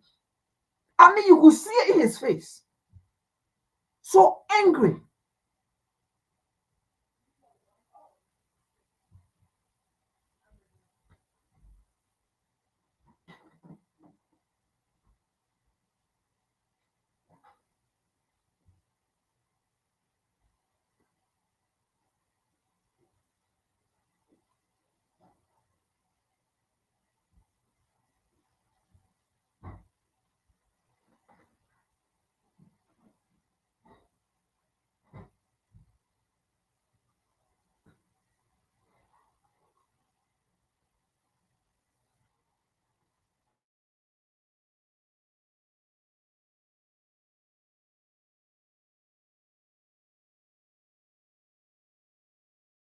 Hello and welcome to Tete a Tete, France 24's flagship interview show. Our guest today is the President of Ghana, Nana Akufo-Addo. Mr. President, thank you very much. Hello.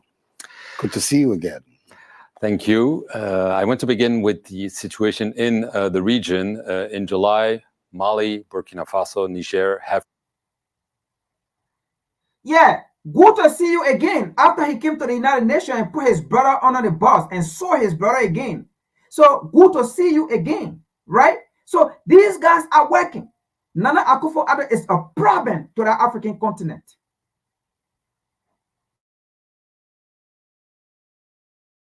Have created a so-called Confederation of Sahel States. They've had announced that they would withdraw from the regional bloc ECOWAS. How worried... Now, folks, look at his agonies. Look at how his face looked like. He's so mad and angry. He sent so-called AES into the days when Europe do something. Do they call it so-called? So this man have the audacity to sit in front of Nana Akufo-Addo to even talk about, oh, the so-called AES, they are posted up together, so-called. So-called, people are fighting for their freedom, their liberation. I think if Nana Akufo-Addo was truly a leader for the African continent and for African people, he should have respected the decision of the AES. If they decide to leave ECOWAS, that's their business. They know the reason why they leave it. I think that's what Nana Akufo-Addo should have said. If this leader decide to leave ECOWAS, it is up to them. If they think that the decision they have made, it will benefit their people, it will benefit their nation, right? So be it. If they feel that ECOWAS have not been doing the right thing and they want to leave, so be it. But Nana Akufo-Addo sat down there. These French idiots came and said, this so-called, how they call it nation, they funded the so-called AES. Disregard for the nation, for the collaboration, disregard for the union. Now, we understand why he called it so-called, because it is so-called because they will not be able to infiltrate it, how they infiltrated the ECOWAS, how they infiltrated the AU. They will not be able to infiltrate the AES. So that's what makes it so-called.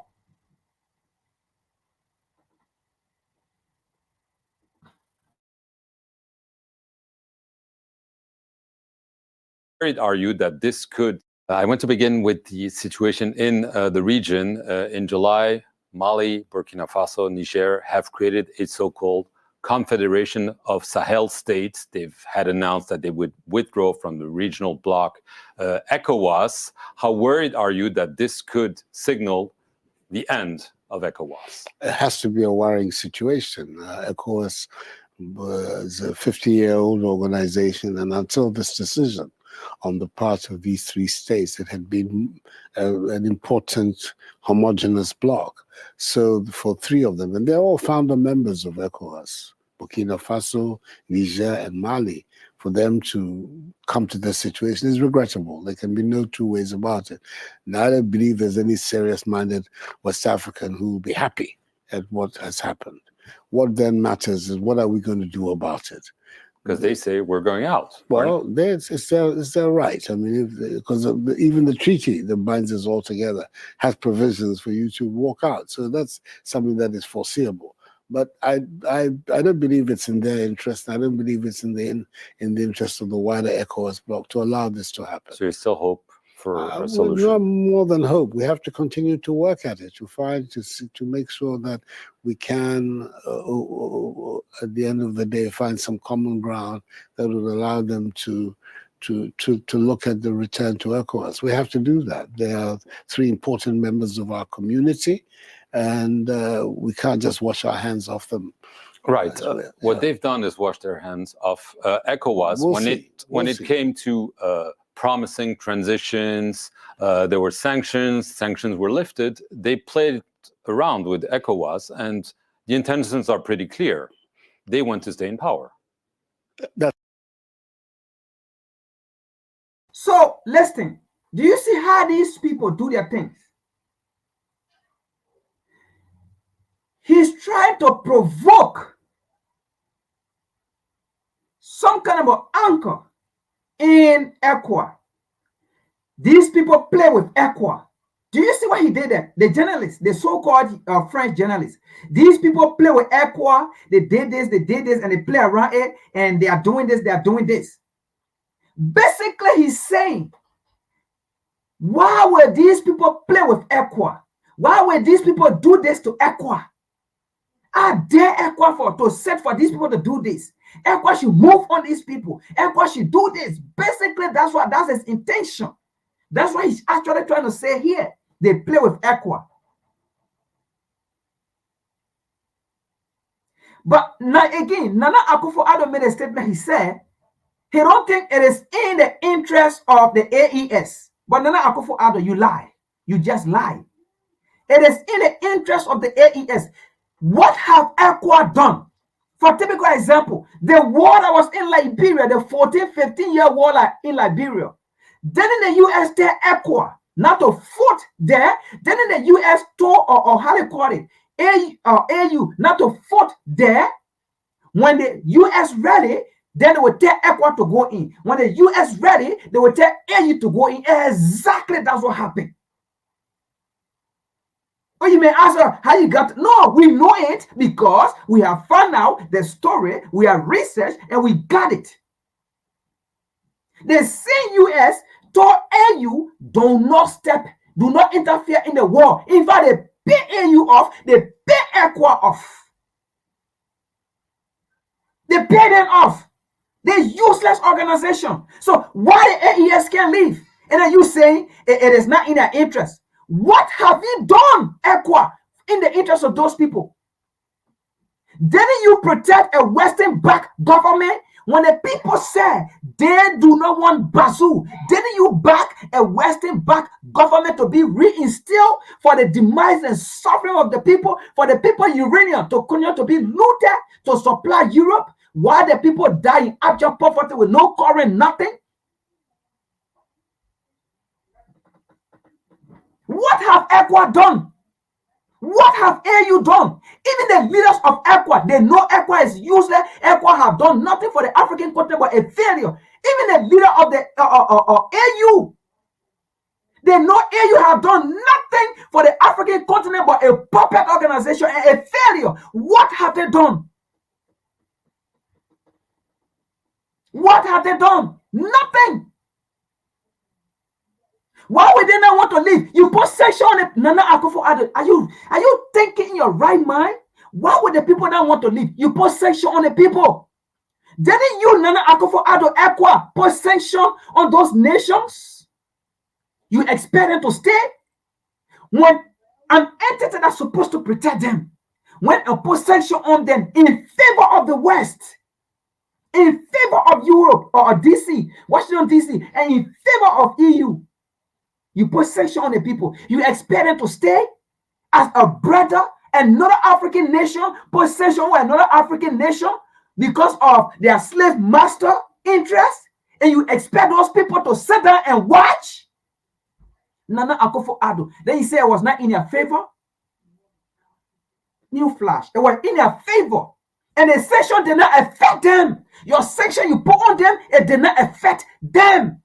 Then you say it's not in their favor. Oh, we are here to tell you, Nana Akufo Addo, it was in their favor. Because the sanction you put on them, it did not affect them. At the end of the day, what happened? How you remove it? Because you saw it and no, the sanction will not affect these people. So they made progress. So the decision they made was right. It was in their interest and it was best for them to leave. Because they saw you as a threat to them. How many times you came to your slave master to lay their complaint? Or to the United Nations? You never came to talk about the issues facing Africa. But you came to your slave master to tell them about you saw your brother to them, to captivity you. And I think I'm beginning to wonder, your forefather, it is a bloodline, your forefather partook in the demise and kidnapping of Africans, your brother to the white man. It is genetic in you.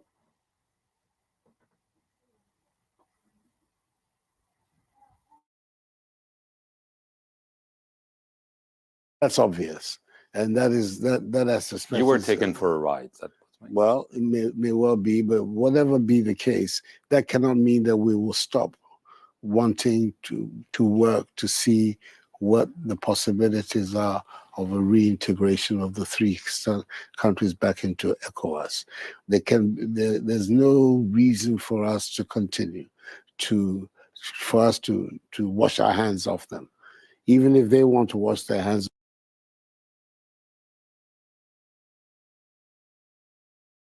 The truth, Nana Akufo Addo, those nations have washed your hand. Why would they want to come back? When you continuously selling them, you continuously backstabbing them. The last time you were in Burkina Faso, telling Burkina Abraham Traoré, thank you for protecting the border from terrorists. How you want to work with them? So you went there for reconnaissance. You went there to do CIA job. So how would this nation come back? How would they trust you? Continuously, you continue to embarrass them on the world stage. You continue to sell them to your slave master. And then you're talking about we're going to work. No, they don't trust you.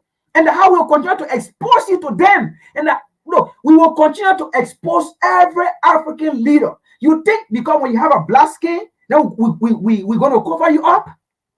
Absolutely not. We don't even care whether you get black skin.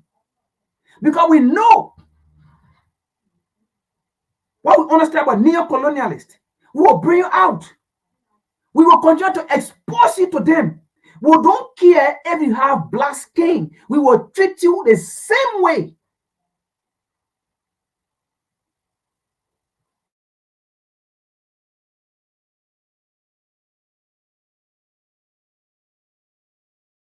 So we cannot wash our hands off them. Let's take the example of Niger. Right. Niger, there's a coup. Elected President Mohamed Bazoum arrested. ECOWAS says we want him out and we're threatening military intervention. It hasn't happened. 1 year later, military intervention is off the table, unless I missed something. And President Bazoum is in jail and no one says anything. It is an unacceptable position. Should there have been a military intervention? I don't want to get into that.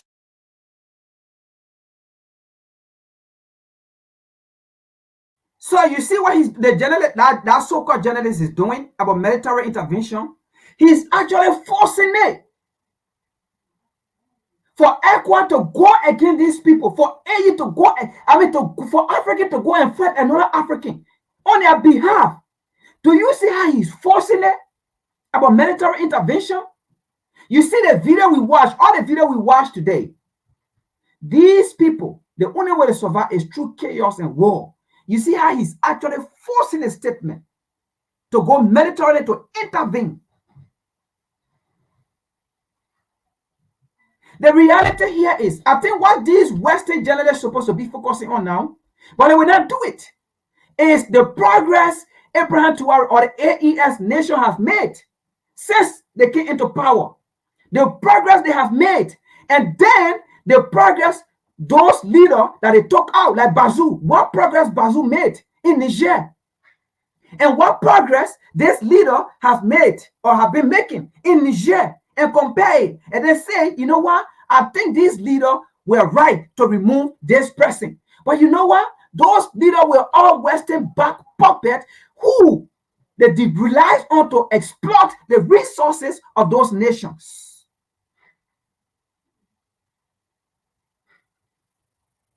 And he's convincing Nana Akufo-Addo for war. Because you know what? Nana Akufo-Addo have been the one going to them, selling his brother to them, selling the freedom of Africa to them.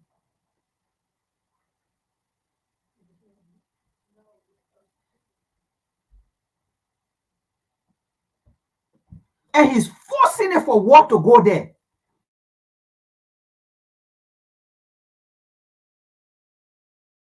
Discussion. It didn't happen, and it won't happen. Well, how states evolve and how policies evolve, you cannot predict. But at the moment, it's not happening, and Bazoum is still in prison. I think that his position is unacceptable. It's completely unacceptable that a democratically elected leader like Bazoum should be treated in the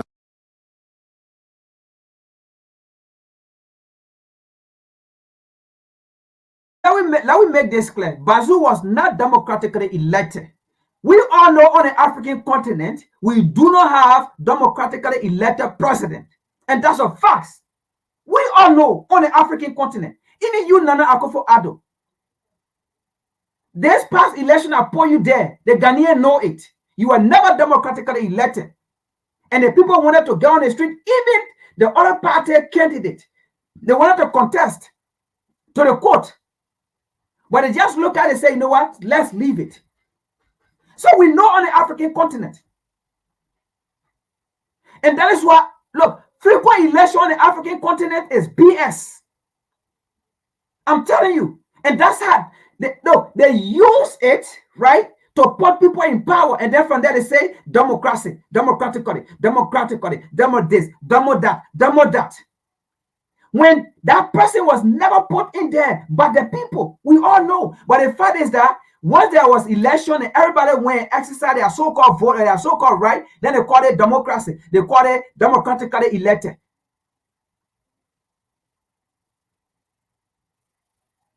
But Bazoum was not democratically elected.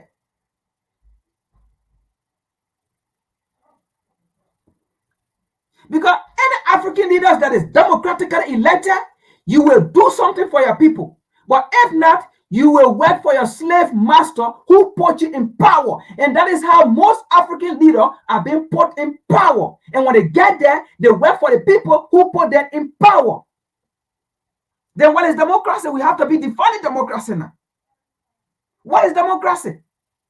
You get there, you work for the people who put you in power, but not for the people you represent.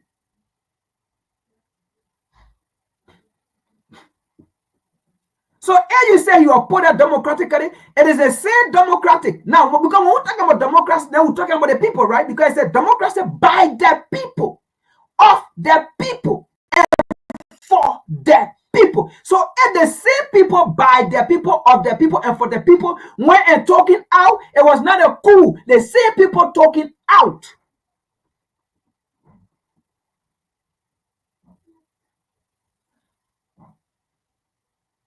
manner in which he has been treated. Essentially, people are throwing mud in the face of the Nigerian people. We have to continue to insist on his freedom.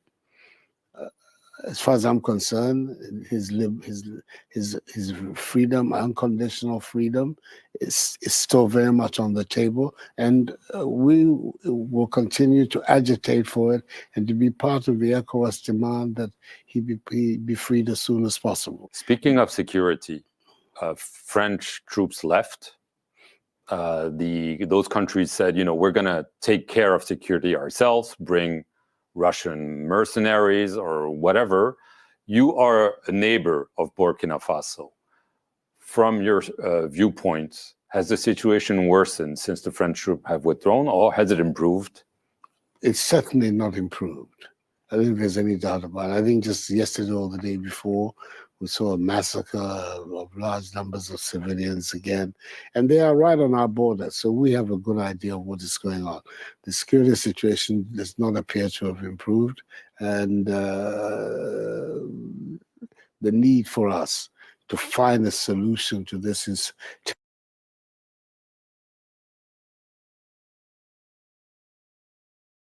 all right, we're going to take this. That's the plan I wanted to reach. So you heard him in the accent. He said the security system have not improved. But again, the same man was in Burkina Faso telling Ibrahim Traoré, thank you. The security system have improved. The border have improved. And you know, his troops are fighting the terrorists. But here again, he's sitting with a slave master saying, no, the security system have not improved. But guess what? Yes, there is improvement because the territory that was under siege by the terrorists, when the French military were there or was there have been more increase of territory seized by the Burkinabe government from the terrorists. Nana Akufo Addo, have you done a research? Did you do your research before speaking to the idiots called journalists? You never did your research. Do you know how many percentage of land that have been seized from the terrorists? Do you know the land mass of area that have been seized from the terrorists? That when the French was there, in fact, when the French army was there, the terrorists was taking more land masses. Like on a daily basis. But since the French military left and the Burkinabe themselves are fighting, do you know how many land mass the people have taken from the terrorists? Yes, the Burkinabe are losing military or they are losing army. Yeah, it's war at the end of the day because it is the same Western nation that are supporting these terrorists with modern equipment, if not for the help of China and Russia, for Burkina Faso or for the AES nation. While the West are supporting the terrorists. Nana Akufo Addo, do you know how many assassination attempts against Ibrahim Traoré? Almost 20. Recently, there was there another one. Recently. But the truth is, even with the war, with the chaos, Burkina Faso GDP have grown more than the Nigerian GDP. I mean, the Ghanaian GDP. Yes, even the Nigerian. There have been massive decrease of poverty. Then Ghana, then your government, then your people. What are you talking about, Nana Akufo Addo? The stage of Burkina Faso, the stage of Niger, the stage of Mali, under those leaders who were there before the military leader, they live in abject poverty. Now, am I saying currently they don't have poverty? No, they do, but their livelihood have increased. So let's see some of them here. What we're talking about here. You see, the reason why these slaves we have on the African continent, these Western puppets, the reason why they are afraid, they and their slave master, the reason why they are afraid of the AES nation, they know what is coming. They know that if the AES nation survive and succeed in what they are doing, in their project, that will be the end of these corrupt African leaders. That will be the end of these corrupt puppet African leaders. One of them sitting here like Nana Akufo Addo.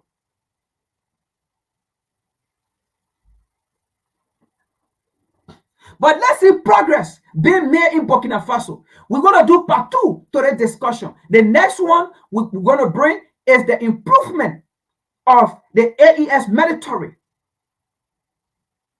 in defeating the terrorists so that we can educate Nana Akufo Addo here.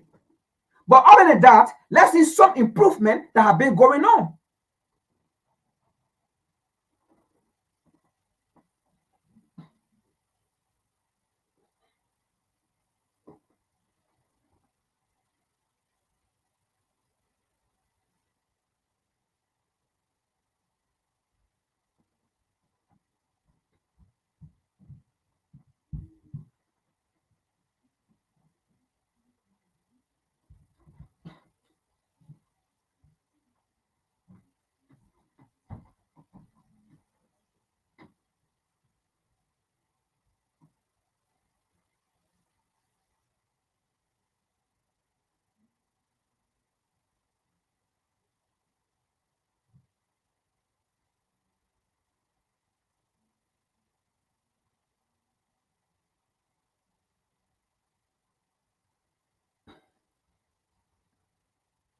from the iron grip of foreign multinationals.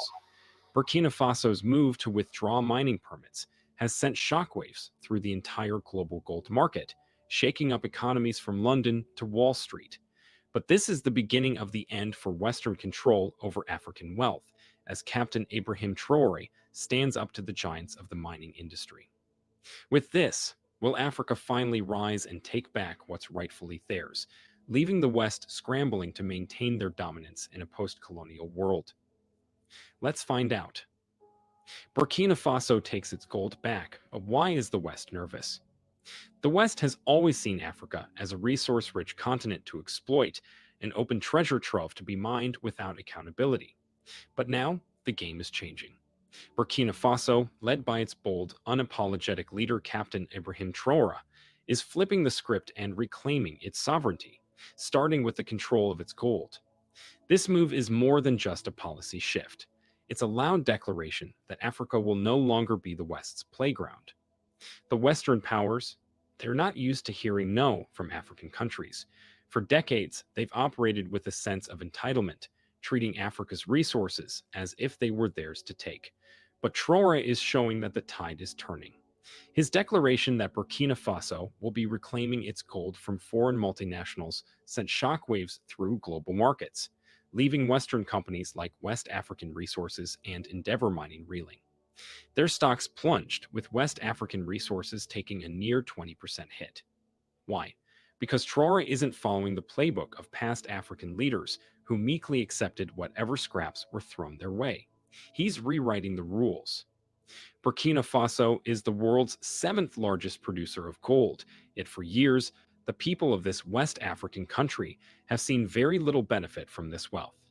Instead, multinational corporations, most of them Western, have made billions mining Burkina Faso's resources while leaving the country mired in poverty. This is the real scandal that no one talks about. Africa's resources have fueled the prosperity of the West for centuries, while the continent itself remains underdeveloped. But Traore? He's not interested in continuing this one-sided relationship. We know how to mine our gold, he declared, and he's right. Burkina Faso doesn't need Western corporations to mine its resources. It just needs the freedom to control its destiny. Your child needs these 3 key factors to get into an Ivy League or top 25 university. Traore represents a new generation of African leaders who aren't content with the status quo. They've seen how the so-called partnerships with the West have played out. The multinationals come in, extract resources, and leave nothing but environmental destruction and economic disparity in their wake. The wealth generated from Africa's resources flows out of the continent, enriching shareholders in London, New York, and Sydney, while the people of Africa are left to pick up the pieces. But Traore and leaders like him are done playing nice. They're taking back control, and they're not asking for permission. This isn't just about gold, it's about sovereignty. It's about Africa finally standing up and saying, we will no longer be exploited. And for the West, this is a terrifying prospect. After all, if Burkina Faso succeeds in reclaiming its resources, what's to stop other African nations from following suit? Here's a reminder to please like and share the video and subscribe to our channel to watch more videos on Africa's geopolitics, economy, and changing landscape. Let's continue now. The truth is that Africa has always had power. The West has been terrified of this moment for decades, the moment when African nations realize that they don't need Western corporations to thrive. They just need to take back control of their resources. The West isn't worried about Burkina Faso's instability or its security concerns, though they'll talk about it nonstop in the media. No, what they're really worried about is losing access to Africa's wealth. And make no mistake, Burkina Faso is setting an example. Other African nations are watching closely, and if Traore's bold stance pays off, it could spark a wave of resource nationalism across the continent. The West can't afford to let this happen. That's why you will see endless stories in the Western media about the risks of doing business in Burkina Faso, about how Traore's policies are destabilizing the region. But don't be fooled. This isn't about instability. It's about control. Now the question is, why is the West panicking? The reaction from Western markets was swift and predictable. Shares in companies like West African Resources and Endeavour Mining plummeted as soon as Traoré made his announcement. Investors are terrified that Burkina Faso's actions could spark a broader trend of resource nationalism across Africa, and they're right to be worried. For too long, the West has relied on cheap access to African resources to fuel its prosperity. African gold, oil, diamonds, and other valuable commodities have flowed out of the continent, enriching Western corporations and their shareholders while leaving Africa impoverished. But now, African nations are waking up to this exploitation, and they're demanding a fair share of the wealth. Traoré's decision to reclaim control over Burkina Faso's gold is a bold and necessary move. It's about time that Africa started benefiting from its resources. And while the Western media will undoubtedly paint Traoré as a reckless or unstable leader, the truth is that he's doing what... Because of time, we run out of time, so I have to take it out. But you already know what Ibrahim Traoré is doing. But the reason why we bring video like this is to debunk somebody like Nana Akufo-Addo and to also let the outside world, because not everybody outside of Africa know about this. All right, even most Americans, they don't know about this. All right, but you'll be surprised. Some of them watch this, they get to understand, and that is what mainstream media or even Washington D.C. will not like this, because we are exposing them. We are letting our citizens to see what is going on in Africa, and especially if they want to make Ibrahim Traoré or leaders like Ibrahim Traoré in Africa the boogeyman. We are exposing them that, look, these people are not the boogeyman. Your leaders are the boogeyman. And these are the things they don't like this man. And that is why they are finding it difficult in Africa, because they still go with this colonial policy, this colonial attitude of removing African leaders who will say no to them. In fact, not just saying no to them. The issue here is, right, let me make this clear. All right. These African leaders, I'm not talking about a puppet, but these African leaders are not standing up to America because they hate America or they don't like America. They just hate American foreign policy, which is not fruitful. They just hate the attitudes of America in their nations, which is not mutually, how they call it, beneficial for both, let's say, from the other nation, only one nation. And that is why when you say no to them, we don't want your policy, we don't want there's your foreign policy or whatsoever, or your agenda, then they put sanction on you. But they know what is in unity. They have seen the AES nation, what unity did to them when they put sanction on them. It shook them not. And then when they talk about militarily, it shook them not. In fact, they told ECOWAS, if you want to die, if you want for your citizens to die, bring them over. If you want for African to West African bloc, for the sake of your slave master, bring them over. You think Ghanaians were going to sit down there and allow their children for Nana Akufo-Addo to send them to go die in favor of the West? You think Nigeria were going to sit down there for Tinubu to send their how they call it, for Tinubu to send their children, Nigerian children, to go die for the West? Meanwhile, they're fighting, there are people back who are dying with hunger, no medical facility, but they go down just to have electricity in France, just to have stable life in France and in Europe or in the West.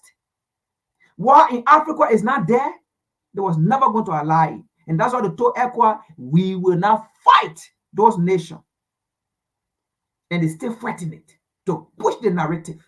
It will not work, because we use this social media to educate our people about your behavior. Nobody hates any nation. Your attitude is what we don't like. And your attitude is what we will tell you we don't like. And we will not take it. Let's watch another video here. The reason why they are against this man. So Nana Akufo-Addo talking about those, they're not succeeding. It's in their bad interest. It's in their this. Do you know how these people have improved in their life? Since they left ECOWAS, since they took things on their own. Do you know what is going on in those nations? We will continue to bring it out. Anytime you try to make the AES nation look bad, we will bring their progress, that they are making in the life of their people, and will make your low bar that you ain't doing nothing for your nations.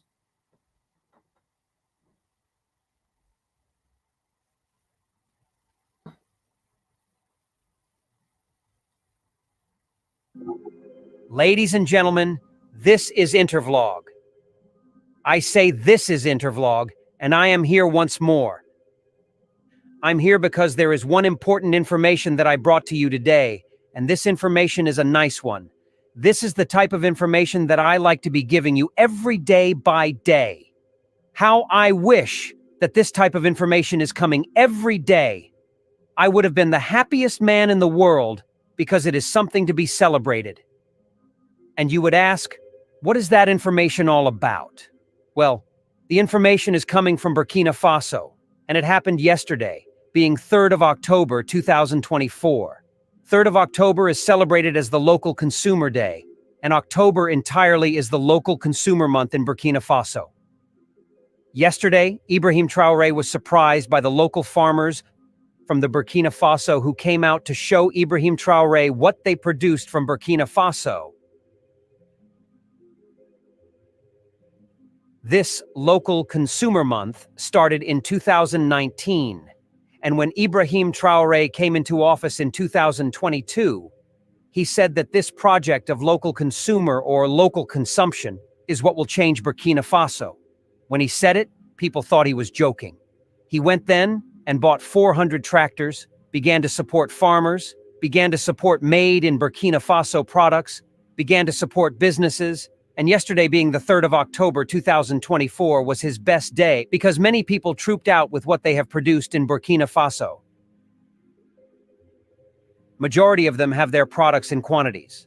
We are talking about people who have produced bags of rice, creams, baskets full of food wine, beverages, soft drinks, everything you can get in supermarket, they had it in Burkina Faso, locally produced.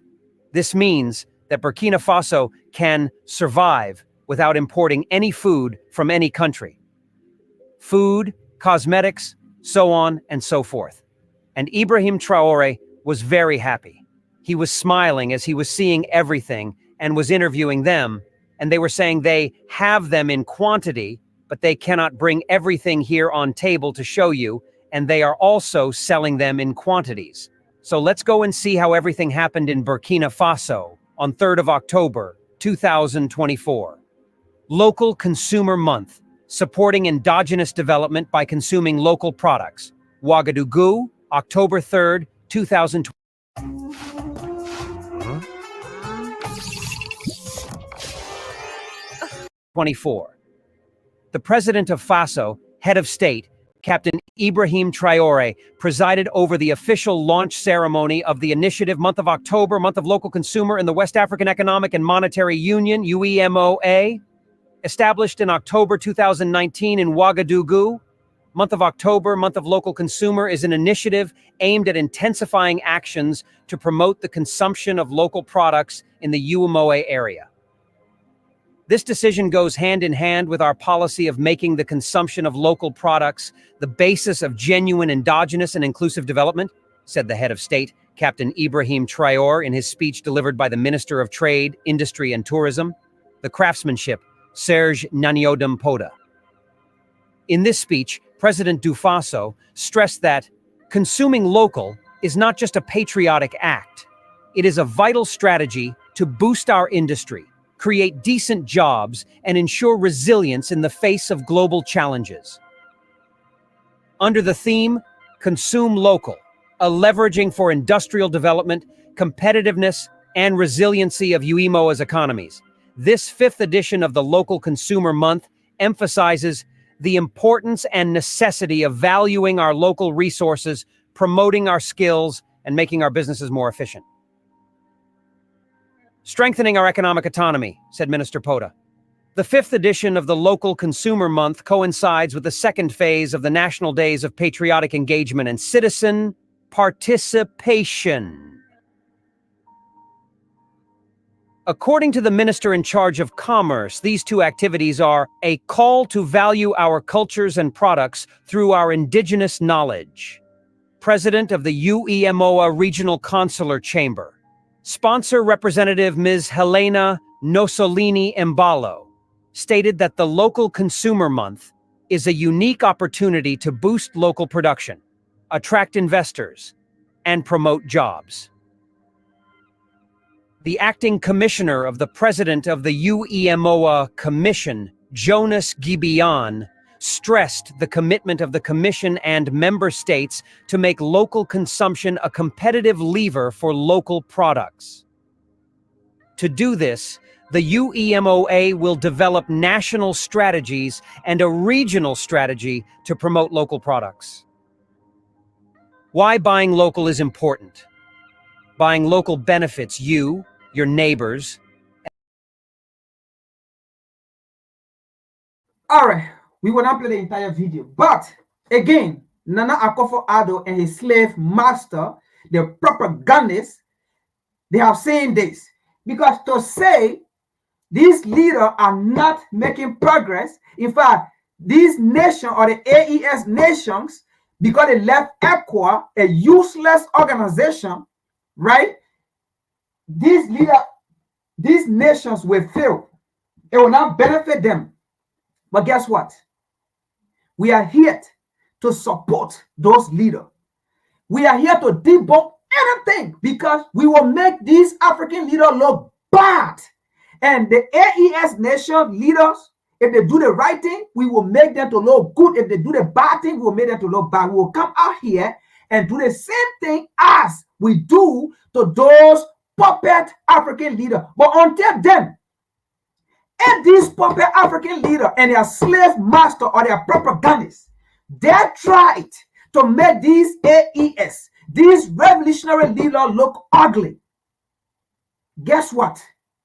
They're not paying us, but we all believe in the freedom of our people. We will come out here and debunk them and make them look ugly and stupid and make these leaders look good.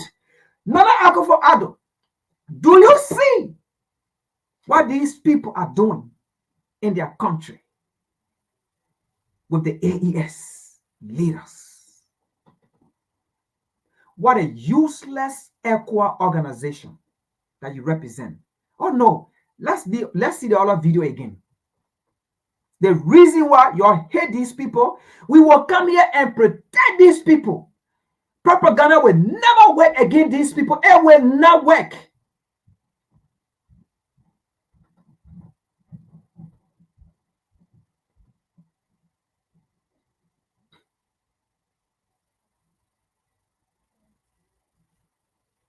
As a young man, I cannot be at the top of the state and maybe want to find myself under mangroves eating rusumbala like the others. That is to say, to accept to forget your youth, to accept to forget your life, and to devote yourself entirely to your country. One of the risks is this situation that we are living, destabilization. Because if you want to straighten the boat in such a country, inevitably you have to survive. And by surviving to straighten the boat, you create internal and external enemies. So we have to face this situation of destabilization, of murder, and of everything. Because we have affected the interests of many people. So exactly like he said, Nana Akufo-Addo and other are the, how they call it, internal enemy. Nana Akufo-Addo, they are the enemies on it within the African continent for African liberation, for African freedom, for African progress. And many other who are like puppets, they are the one Tuara is talking about. And that is why Nana Akufo-Addo went to his slave master to lay complaint, to sell his brother who are fighting, who are putting it out, who are telling the Africans that Nana Akufo-Addo and other, they are the problem to this continent.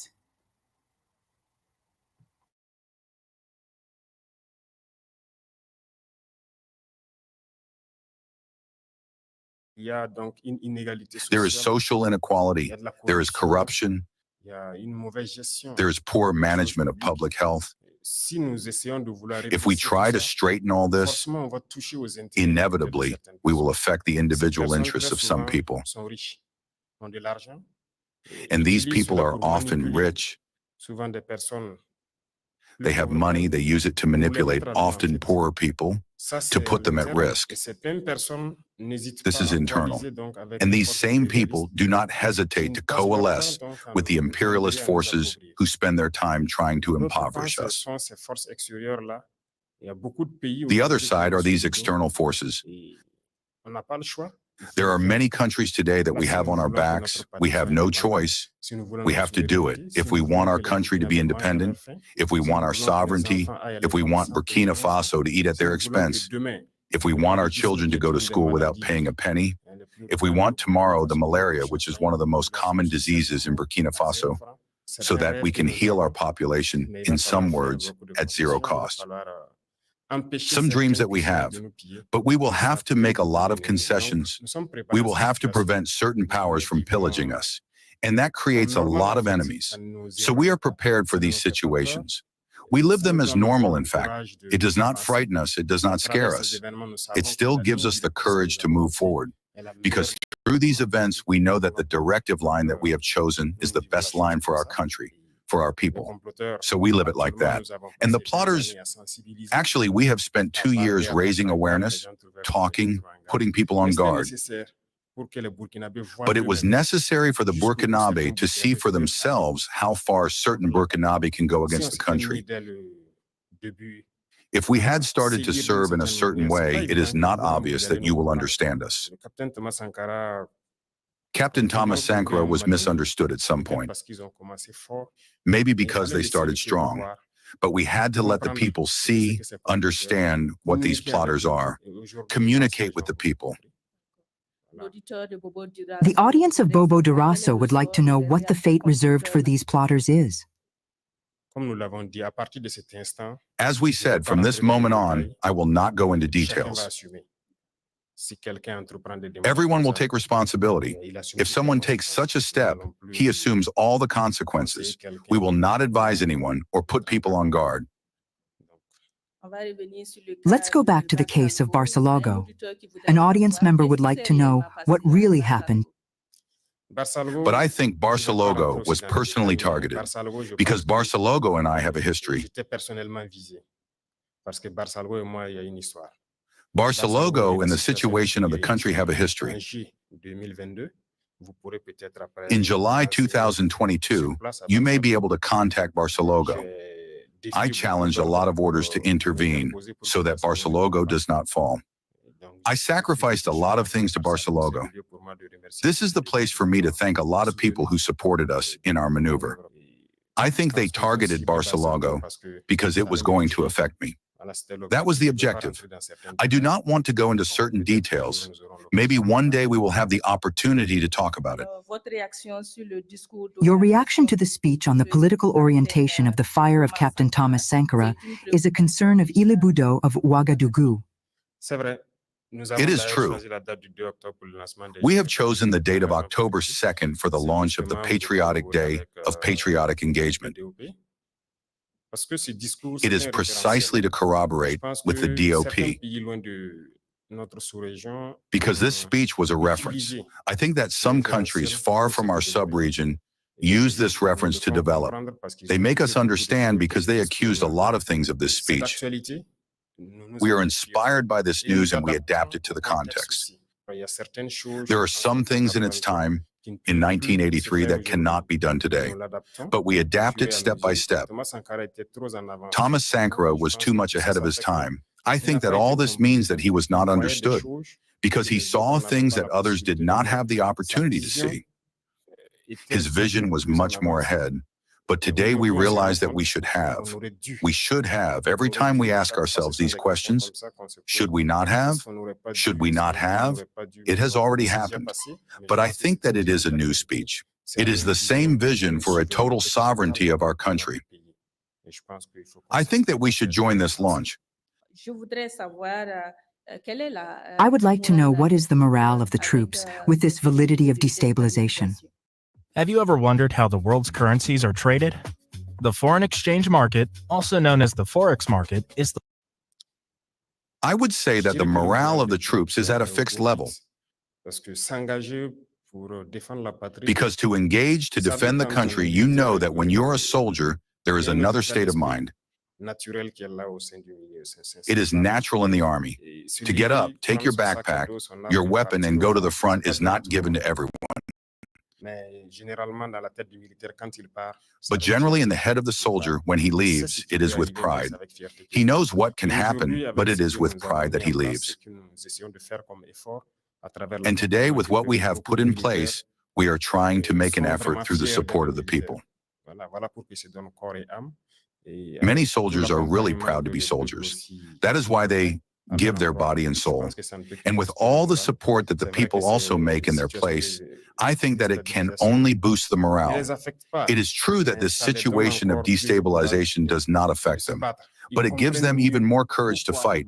They understand better why they have to fight for their country. They know that it is not for nothing that we are trying to destabilize ourselves. Despite the fact that we were able to change the situation in terms of equipment, training, if people still try to destabilize it, gives more arguments to the military to boost their morale and to fight. Thank you. Hervé Kabor joined us for the questions of the listeners. Hervé, it is your turn. Yes, Chantal Nikiman. My question is to Mr. Alassane Ouedraogo, who is calling us from Kaya in the North Center. He asks, after the attack of Barsalbo, the public opinion wonders if sanctions have already been applied to the meeting of the responsible and accomplices, or are we in terms of justice and reparation for the victims of this tragedy? That is the question of Mr. Ouedraogo Alassane from Kaya. Thank you, Hervé. Mr. President, you have the floor to answer Mr. Ouedraogo. Okay, thank you. It must be said that after every attack since we have been there, after each attack, we try to analyze the situation to understand what worked and what did not work. As long as we can't do it, we can't improve the situation. So naturally, after the attack of Barsalbo, on a military level, we must... Anyway, we got to take this out because we have limited time. We have one more last video, which is going to be about France, their new tactic in Kenya. But anyway, so again, so you see the reasons why we support Ibrahim Traoré. I mean, it will make no sense if Nana Akufo-Addo is truly an African president. It will make no sense to go against Ibrahim Traoré. It will make no sense to come to a useless United Nations summit to come and sell your brothers and sisters. To who? The same people who don't want to see Africa progress. Even you yourself, Nana Akufo-Addo. It's just like by November, you're going to be out. But they have to say you are still there. You have maybe 2, 3 years or 4 years left. And you decided to do the same thing Ibrahim Traoré is doing in Burkina Faso, to do the same thing in Ghana. The same people you run to, last same Anthony Blinken, you came and sat that way and saw your brother to him. That same Anthony Blinken will hate you. Because the same thing Ibrahim Traoré is doing that Anthony Blinken do not like, and you decide to do the same thing today in Ghana, Anthony Blinken too will carry on the same hatred towards you. So then, if surely you are against, you are for your people, why can you be for Ibrahim Traoré? Because what this man is doing, this man is not a man that wants riches. Like the way some of you allow Westerners to come in your country or in various African nations and then exploit the resources, and then you have share in those resources. Take the resources into the West, process and sell it, and then they give you 1 or 2% into your bank. And then you think you got money on the demise of the people. And you drive every day in a expensive car. And you pass on the street every day. You see your citizen you serve, you represent. You see them on the street begging. Beggars. And you go to those institutions in your countries. Your prospective country, your colonial countries. And you see institution, educational institution, no facility, no chairs, no equipment, no computer, no lab, no library. How do you feel? And you say you are raising generation to come and become the next leader. How do you feel? And here is a man that tried to do everything possible and said, I don't want riches. I don't want my bank in overseas. I don't want ride expensive car. I don't want 2, 3, 4 car. I don't want bulletproof car. I don't want bulletproof jacket. This is a man, a leader, and at the same time, he's on a war front. Nana Akufo Addo, can you do that to your people?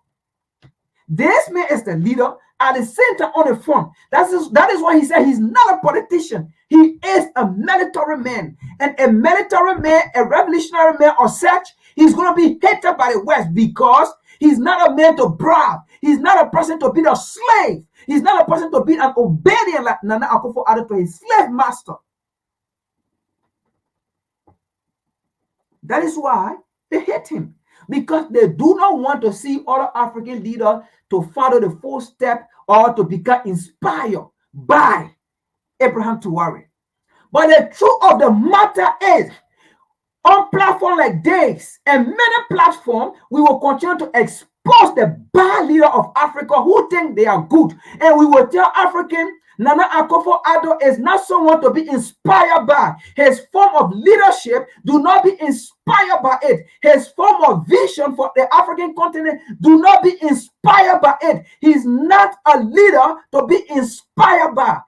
If you want to be inspired by the AES nations. Other than that, all these so-called African leaders, apart from the AES nation, we will never encourage any Africans to be inspired by these leaders other than the AES nations. Now, let's see the last video here. We may not play all and then call it for the day. You know, France is working so hard, right?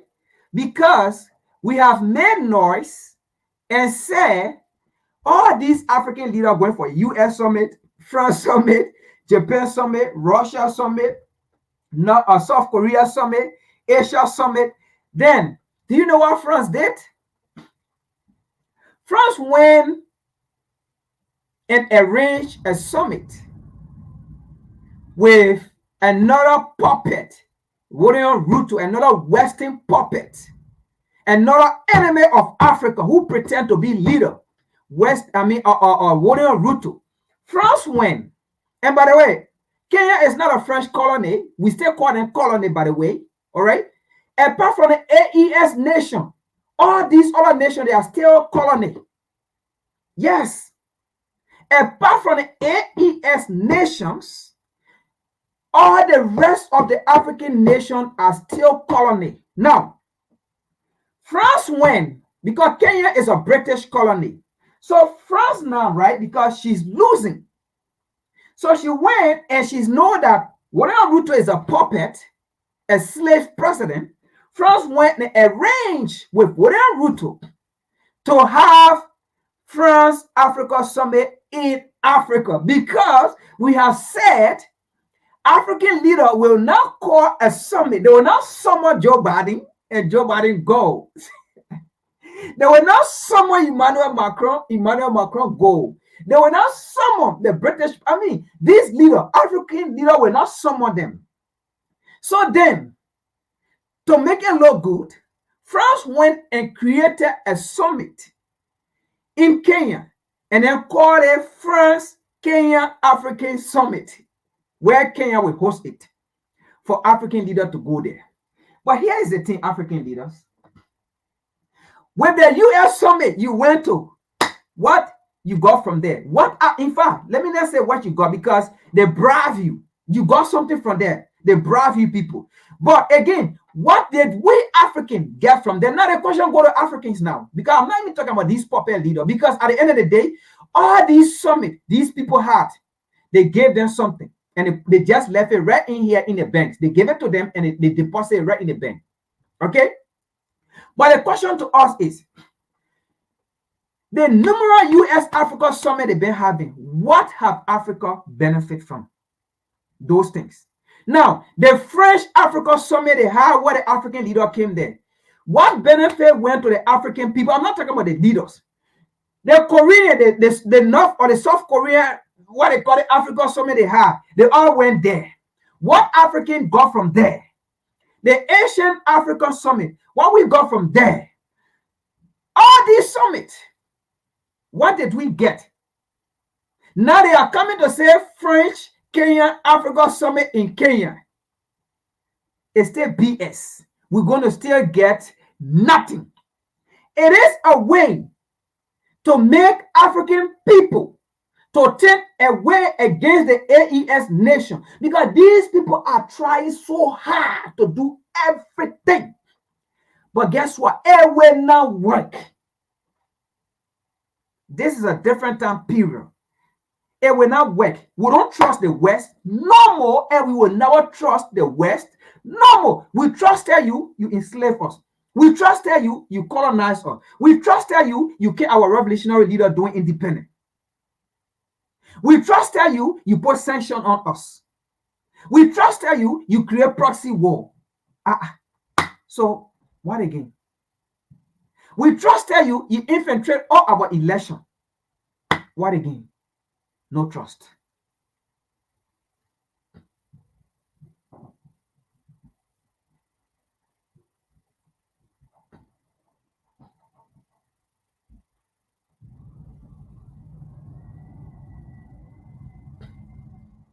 The next France-Africa Summit will be held in Kenya in 2026, as announced by Emmanuel Macron and William Ruto on the sidelines of the United Nations General Assembly in New York. I'm quickly making this video, and I'm doing it in English, to warn my Kenyan brothers and sisters, as well as all of you in Southern and Eastern Africa. Beware, the French are coming to your countries. Anglophone and not a Francophone into East Africa and having its Liam. She is a for Africa. So let's watch. Habari. Jina langu ni Natalie Yamb. If you are from English-speaking Africa, this video is for you. Grab a drink and take a seat.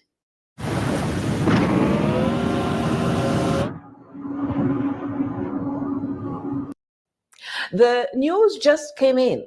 The next France-Africa Summit will be held in Kenya in 2026, as announced by Emmanuel Macron and William Ruto on the sidelines of the United Nations General Assembly in New York.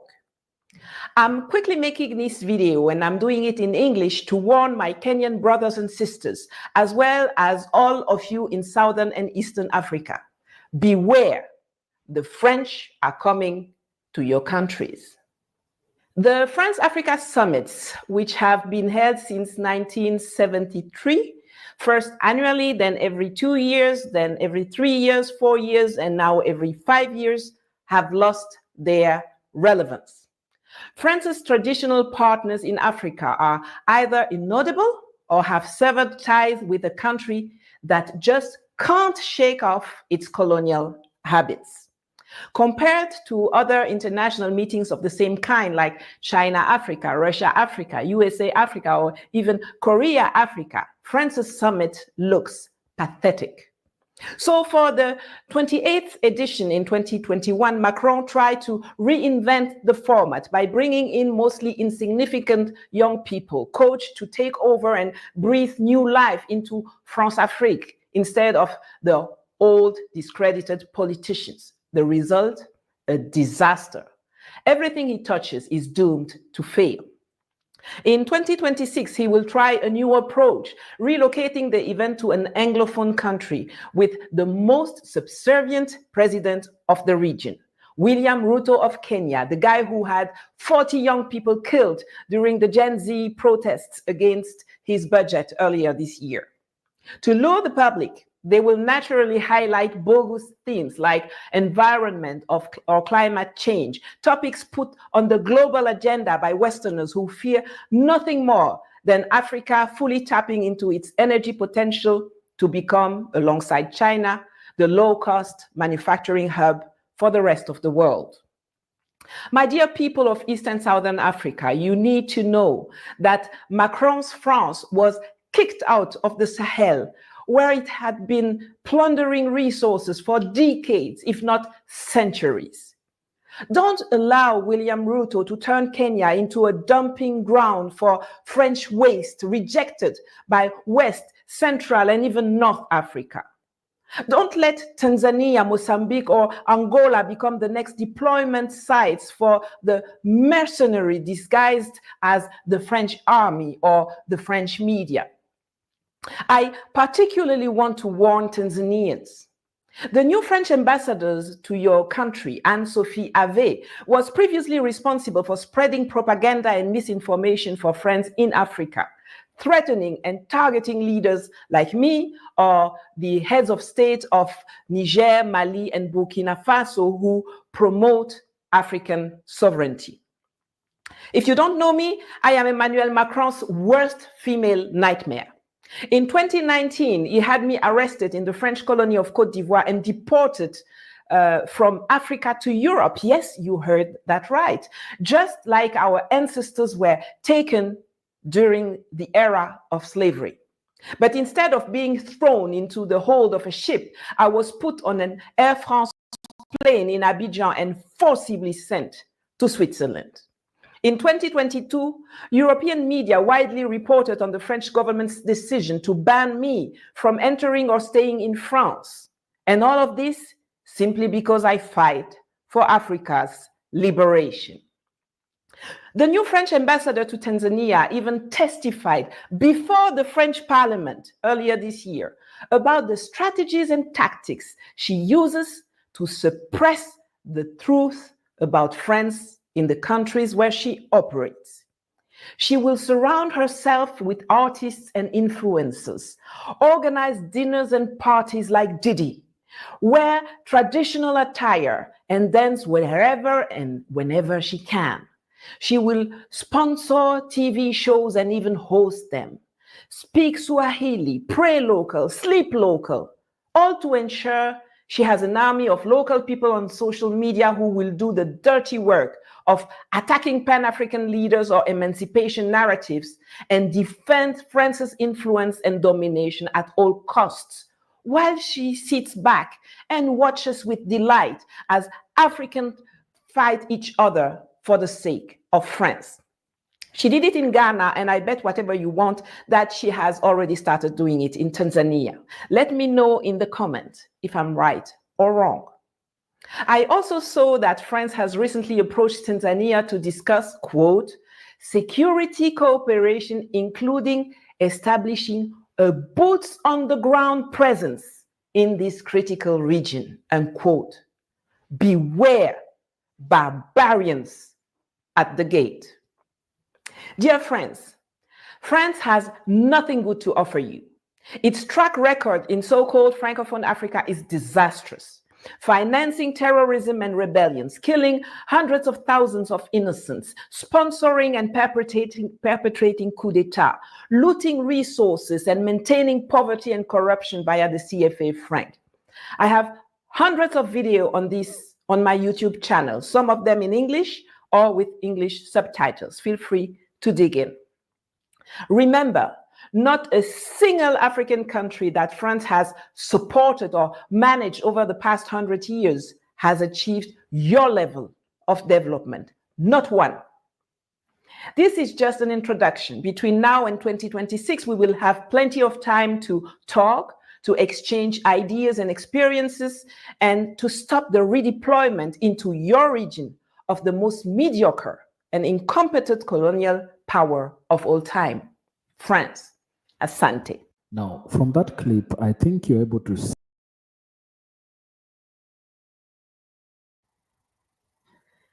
All right, folks, that is today's presentation we have. As we continue to educate and to bring forth the issues of African people around the globe, WCC solely focus on African issues. All right. So we might show video of other places. We just show it to draw attention to what they are doing on the other side. That is what exactly they are doing on the other side. All right. So this channel solely focus on African issues around the globe. African people around the globe. We are here to discuss Black issues, all right? If this is not pertaining to Black people, we don't care. Yeah, we don't really care to talk about it. Because the issue here is, let's be real here. Look at the globe. Black people don't have power everywhere. We are the only race that don't really have power. We can't do nothing. We can't fight for ourselves. We are always victimized. Each time we want to speak for ourselves, the justice system comes for us. They change a story and then put a false narrative on us and then take us to the same court. The same people become the same judge, become the same evaluator. Sanction come. Each time we want to do things right for ourselves, people go against it. We are the only, we don't have military, we don't have nothing, nothing absolutely we have. But the other people, look, Chinese man can be anywhere in the world. He will never be harmed. Have you seen Chinese people being harmed here? In UK, in US, in Australia? Where? Because their government protect them. Anywhere the Chinese man go, he stay under the jurisdiction of his government. His government still protect him. Anywhere the other nations in the world, anywhere they go, they are still being protected. Their government will protect them. But Africa, we don't have government. Africans, let me not say Africa. African, we don't have government. That is why anywhere in the world, they can harm African, they can do this to African, anything they want to do. We have no governmental protection. Absolutely none. Nothing. The people take advantage of us in every way. That is why they know a united Africa. That is why they know a veto power Africa. Ha.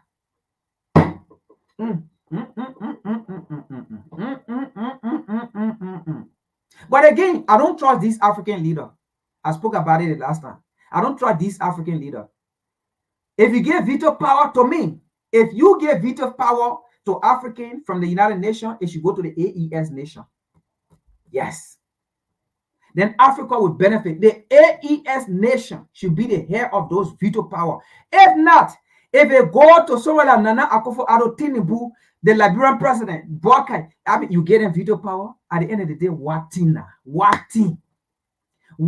The same way ECWA function that is seen without veto power will function. The same way AU function that is seen without veto power will function. An old door is still an old door. That same veto power will be sold. The same way ECWA is a Western puppet organization. That the same way that veto power will be a Western puppet veto power. It will be sold to them. They will use it to generate money for their pocket, for their banks to be fat. It will not serve the interest, the purpose, the exploration of Africans.